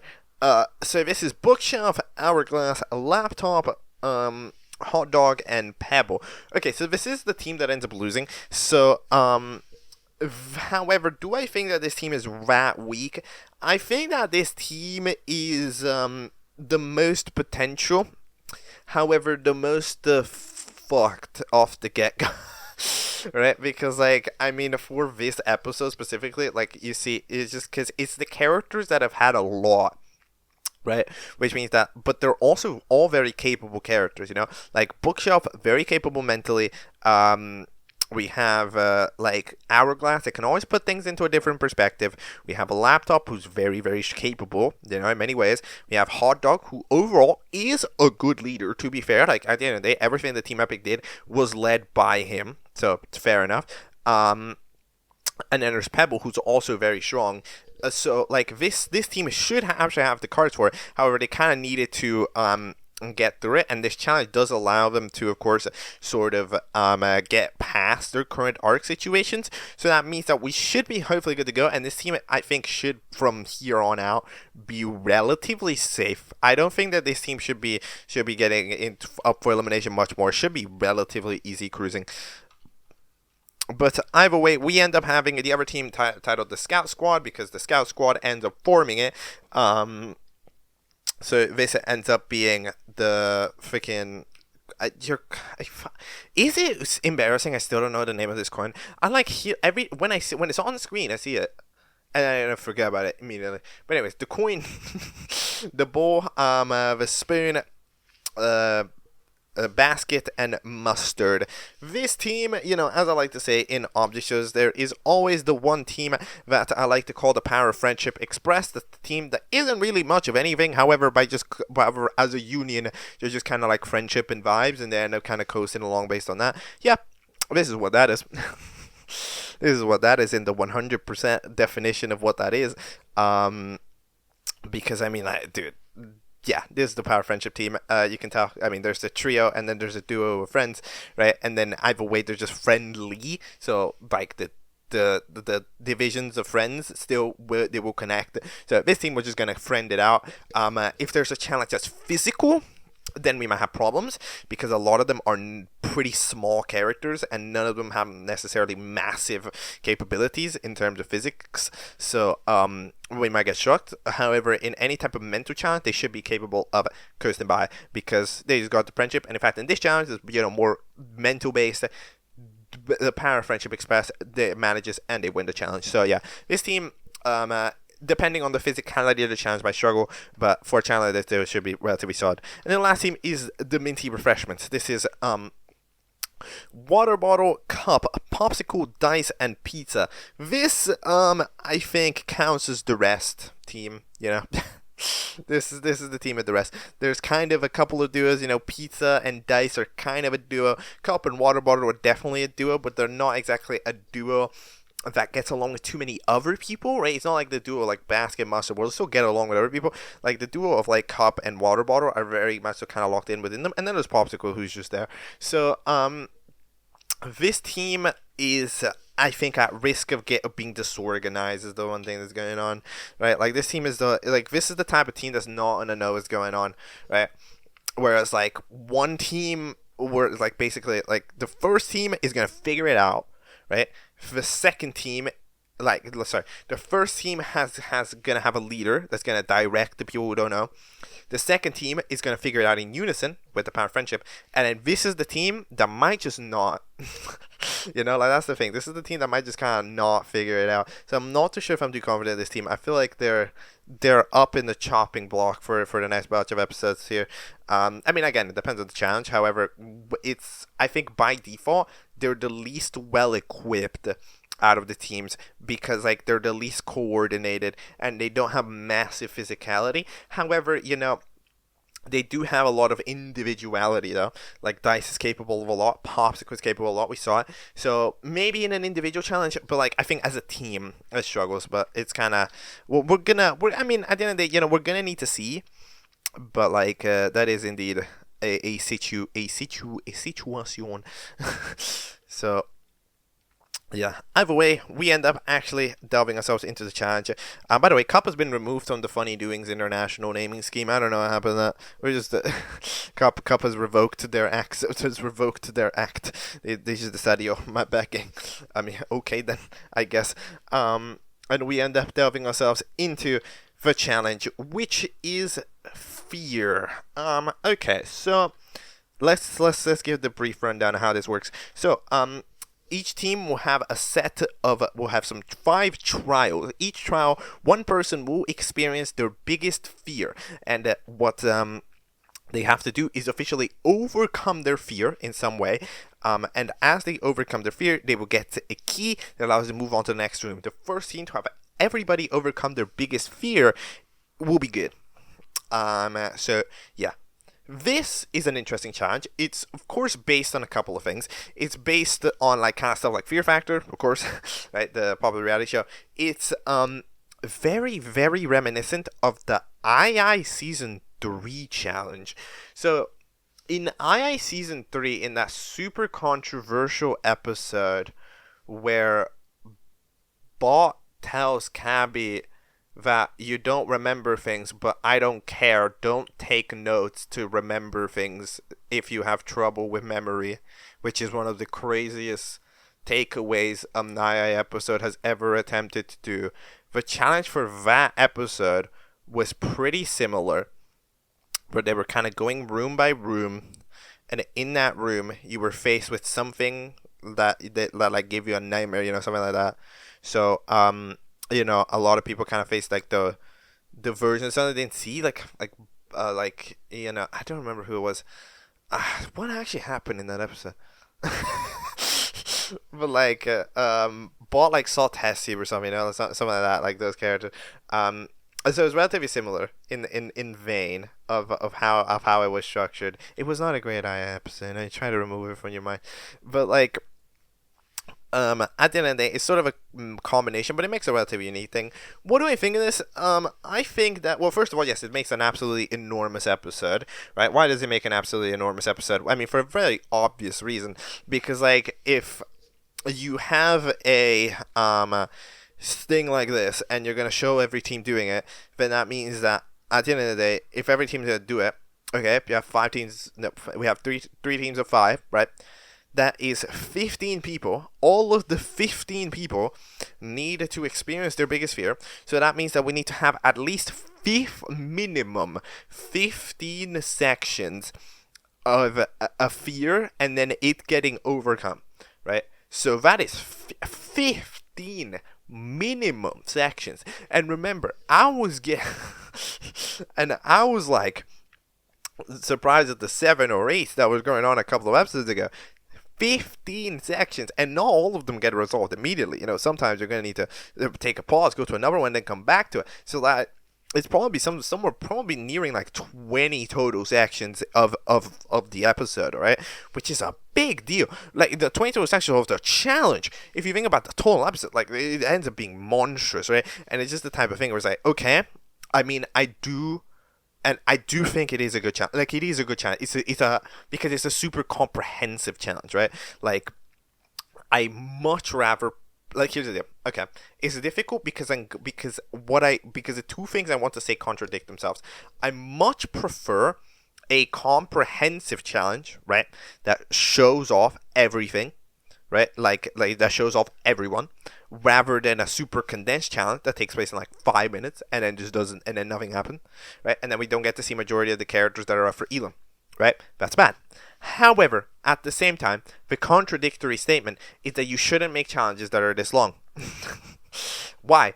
You shouldn't make challenges that are this long because, like, what the hell are you doing? You worked on this for a year. You worked on this for over a year. Do you know how long a year is? Right? Like, it's one of those things where it's like, you can't, like, this is very cool. However, it is absolutely not under any circumstance in the slightest a type of thing that you can keep up, right? Like, you just cannot, so that means that, like, this like there's a massive degree of relax that has to take place here, that I have to go like, yo, chill the fuck out, right? Because it's like, this is just, bro, it is so much stuff. So even though there's a contradictory statement, it's absolutely tight. Like, you gotta pace yourself. You need to pace yourself, man. Because, like, I've noticed that these past 3 episodes, they've gone over the rack. Because remember, 10B is the second part of 10A. So that overall episode 10 is like 45 minutes. This episode's 41 minutes. Episode 11 is 20 minutes only, right? So it doesn't just be massive. It's just massive problems. There's problems everywhere, right? So yeah, I would probably say that episode 11 is the solid ground where you get to see a lot. But the challenge had to kind of be a little bit structured around it as to doing something. So I think that I would probably aim for that. For the future, I would probably try to aim for that. But like, absolutely, just kind of, you cannot. 40-minute episodes is insanity.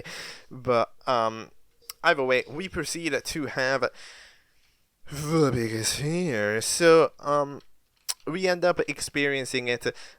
Each person's biggest fear is this. How do I even go about this? How do I even go about commenting on the biggest fear? This is gonna take 1 million years. What an episode! It is difficult to talk about super long episodes, because they are super long, and then that means I need to do a super long section. But either way, we end up having the first person be Looney. Oh yeah, Looney, that's your name. Why is it? Hold on. No, hold on. Hold on. Give me a fucking moment. Why are you called Looney? There's the reason why I forget it is because it doesn't make sense. Hold on. Is there like a Looney? Looney? Like, I don't know. It's like, is this a thing? Like, I don't know. I've never heard of it. Looney. What is this? Is the Looney formerly the Canadian $1 coin? What? Yo, I have never heard of this in my life. Was introduced is a gold color Canadian coin introduced in 1987 to replace the Canadian $1 bill. Yo, what is this? Yo, hold on, I'm learning shit. Yo, they got like a swan on the coin. Yo, what the hell? I am getting distracted. Yo, what is this? No, but they discontinued it. They don't even have loonies anymore. Wait a minute. It doesn't even exist. Being December, a new version entered circulation. Wait, is it? Hold on. Years of minting. No, 1987 to present. No, okay, so they still make loonies. Okay, good to know. Alright, okay, that makes sense. I didn't know that that we were dealing with a Canadian made show, because when the episodes with subtitles were made, you can tell, because the subtitles aren't made in English. They're made accidentally in English bracket Canada. Is that okay, bro? But yeah, that's fair. All right, we now know what a loony is. I'm sorry. I should, what? I should have known. In that case, I do think I probably should have known. I did not know about a loony. I now know about a loony. I'm now informed. Looney Tunes. Anyways, what were we on? Yeah, so they proceed to get through it by just getting them out. Okay, fair enough. Second room is spiders. Then we end up having the biggest fear of, So the biggest fear of Hourglass is not being funny. So nothing changed because they're already not funny, until eventually they end up being funny by having themselves talking to nobody, by having themselves just look like a doofus, right? So, okay, they end up officially being funny, and then they get through it. Then we end up having Pizza be super mad because, like, Hot Dog, appeared in a mirage and was like, yo, I don't like it anymore. You're being too close to Dice. And they proceed to absolutely melt down because they really want Hot Dog's approval. I mean, we know that they really want Hot Dog's approval because of that, a bunch of stuff, right? Because of, like, themselves leaving Dice's for it. And it's like, well, but they burned all my possessions. And Dice goes like, well, no, look, this is here. This is your possession, and it's still here. So, oh yeah, gonna be for real. This is incorrect from Dice. I mean, okay, it's like it's a no, it's just wrong. Cause like if the guy goes like, okay, yo, if hot dog goes like, yo, I burn anything you own. Okay, yeah. However, why does showing the bracelet help? Because well, Pizza gave that bracelet to Dice. Like, yes, that was something that Pizza owned, but it doesn't count anymore, right? Like, you won't realistically be like, oh, yeah, that's Pizza's bracelet. No, like, Dice has it. It's Dice's thing. Dice owns it as of current, right? Like, which means that if Hot Dog burn anything they own, they don't need to burn the bracelet, right? So that is just incorrect. You know, I'm going to be 100% for that is incorrect, or a plan that they stole. Like, okay, yeah, but they stole it, so that means it's not with Pizza anymore, which means it's currently not theirs as of that as of that specific moment. So that's just wrong. But hey, if it helps you feel better, it helps you feel better, right? You know that sometimes you gotta lie a little bit. But they end up being happy. Then what's the next sphere? Oh, yeah, spaghetti. For some reason, Cup is deathly afraid of a spaghetti because they're long and wriggly.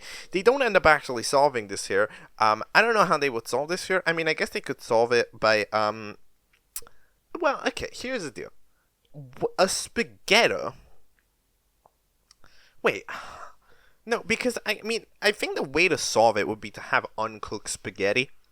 I'm going to be 100% honest, because if you look at it and it's like, hey, the only time that a spaghetti is wriggly and soft, right, is after you have cooked it and you have defeated it, right, after it has died, after it has stopped doing any possible harm.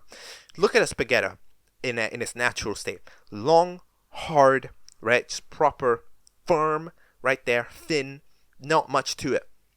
Right, it's only after you remove all of its attacking possibilities that you can do it. That's how I would solve it personally. However, what they decide to do is end up going like, "Yo, spaghetti's much scarier."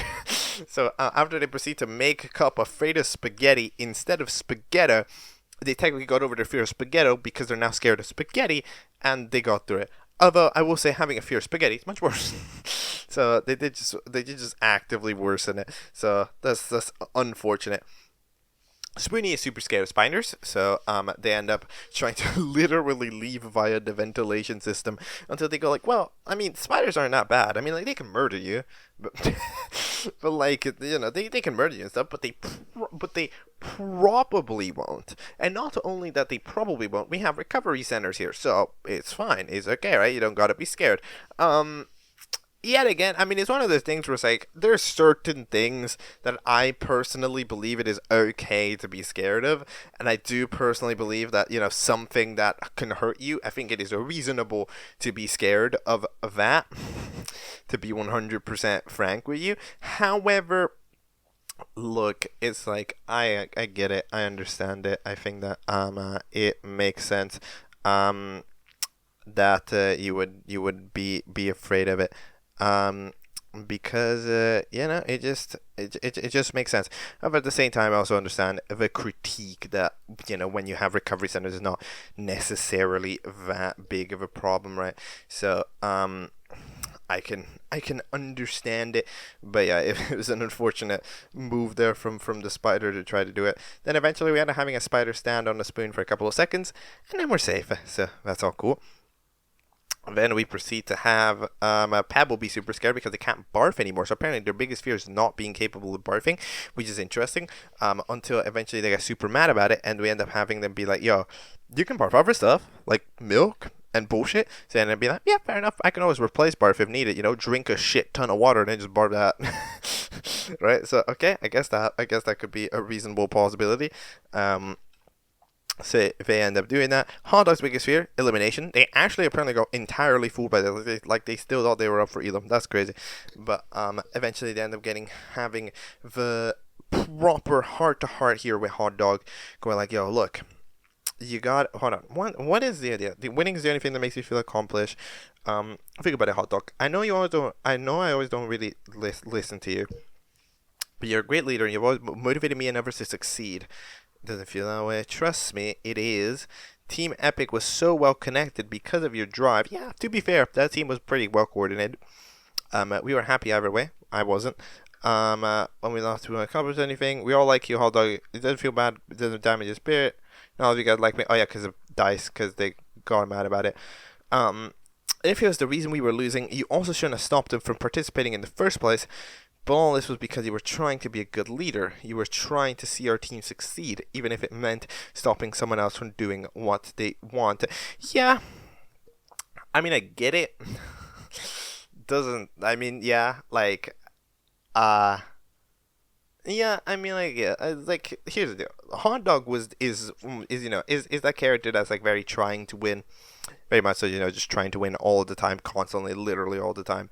And it's like, it's just a little bit of a complication where, like, it's, you end up somehow, needing to make sacrifices. However, that's why usually a leader needs to have a second in command. That was Hot Dog's main mistake to me. They didn't have a second in command, and that could allow them to really help guide the decisions. Pizza kind of came in there and did it a little bit, right? However, it was kind of weird, right? It was kind of like just more like, fine, right? So, yeah, but apparently they'll go over to apologize to Dice, who ends up being the post-credit scene. And you see, and by the way, as soon as I saw the scene, I was like, okay, this team's losing. This team's losing. Now this team can lose. Like, we needed to save Hot Dog's reputation, and now this team can lose. But like, okay. Anyways, God, it's getting late. I need to wrap this up. Basket's fear was performing because of a traumatic experience they had where they tried to perform and got sad. So then they have to perform again. But then it's because that they were dancing, and then they saw their friends cheering them on, and then they managed to successfully perform, and everybody loved it. So they managed to get it through it. You see, like, this team's fears aren't even that big of a deal, because these people just ain't scared of shit. These people are just fucking happy-go-lucky all the time. But yeah, I mean, that makes sense. Presumably there'd be something about, oh, you tried to perform alone or something, right? And you need that additional push. Yeah, that makes sense. Then we have the playground where a ball got sad about their older friends being like, well, we're sad and we're depressed, right? So they end up doing that. And we're like, yo, look, try to cheer them up. And it's like, they proceed to tell a joke, and even though they tell a joke to the egg, and while they're still sad, you manage to make them laugh, which means, hey, you can cheer up and you can make people happy anyway, so you don't have to be scared of being impossible to make people laugh. So Bull just YOLOs it. Absolutely, that team is on fire there.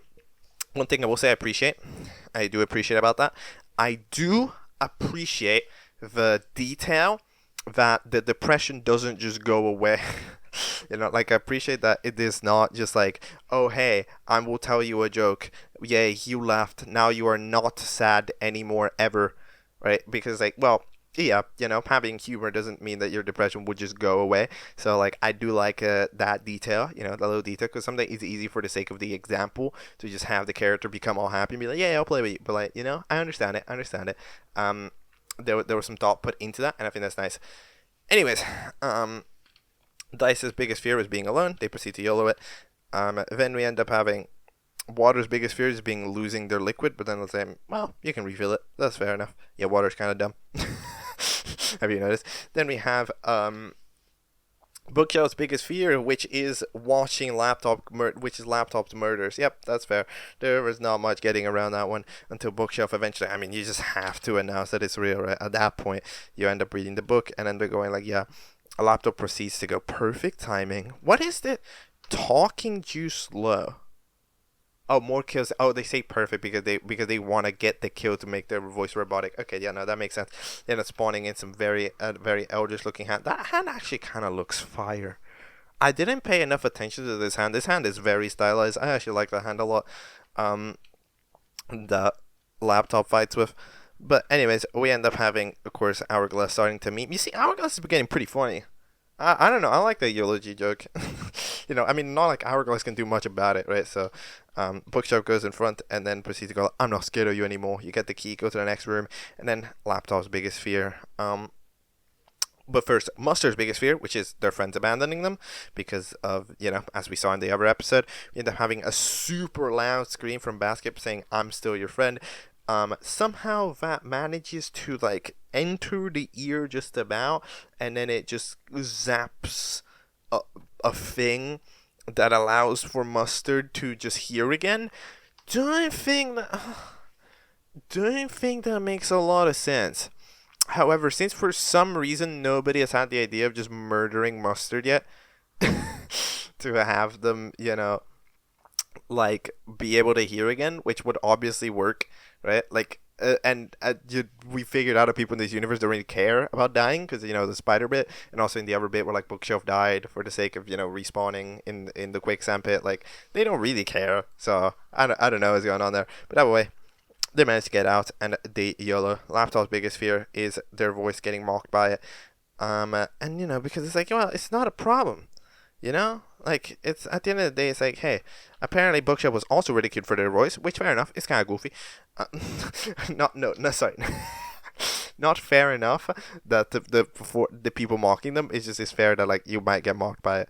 And then you end up having a laptop be like, well, what about it? And then, well, I like your voice, so that's pretty interesting. We end up freeing another one of those people, and then laptop ends up being safe. What do you think? Laptop's voice not even that bad. I don't know if there was any attempt. Like, I don't know, because laptop's voice was very normal. Laptop's voice, like, real, very, very, very normal.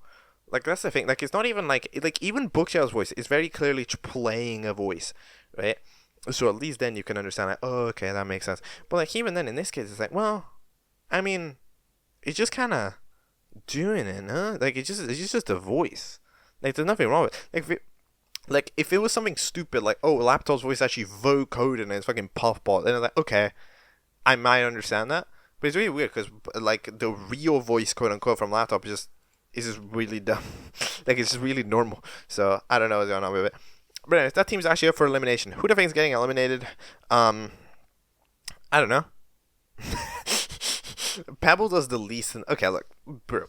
At this point, everything in this fuck-ass show is apparently getting voted out based on fucking screen time, and the person who got the least screen time in this episode, Laptop got a shit ton, Bookshelf got a shit ton, Hot Dog got a shit ton. It's either Hourglass or Pebble. Pebble kind of sort of bows out near the end, so let's say that Pebble gets out then. I don't know. This is the one option at this point, so whatever. And that is the episode. You know what? I can't be bothered to switch to an outro. I'm sorry, it's late. Alright, and with that will be all for today's episode of Object Catchup. It is late, but we have officially finished watching BFEI. What did I think of BFEI? I thought that BFEI was pretty cool. I thought that it was a series that did a lot of positive things, and I'm interested for the future. However, it has to lower itself a little bit when it comes to like how much it is making the episodes, right? Because over a year per episode, too long. Just simply too long. No show can reasonably aim for that and have a realistic chances or hopes of finishing. It just takes too long, right? So it absolutely has to shorten itself down, make itself a little bit more reasonable time-wise.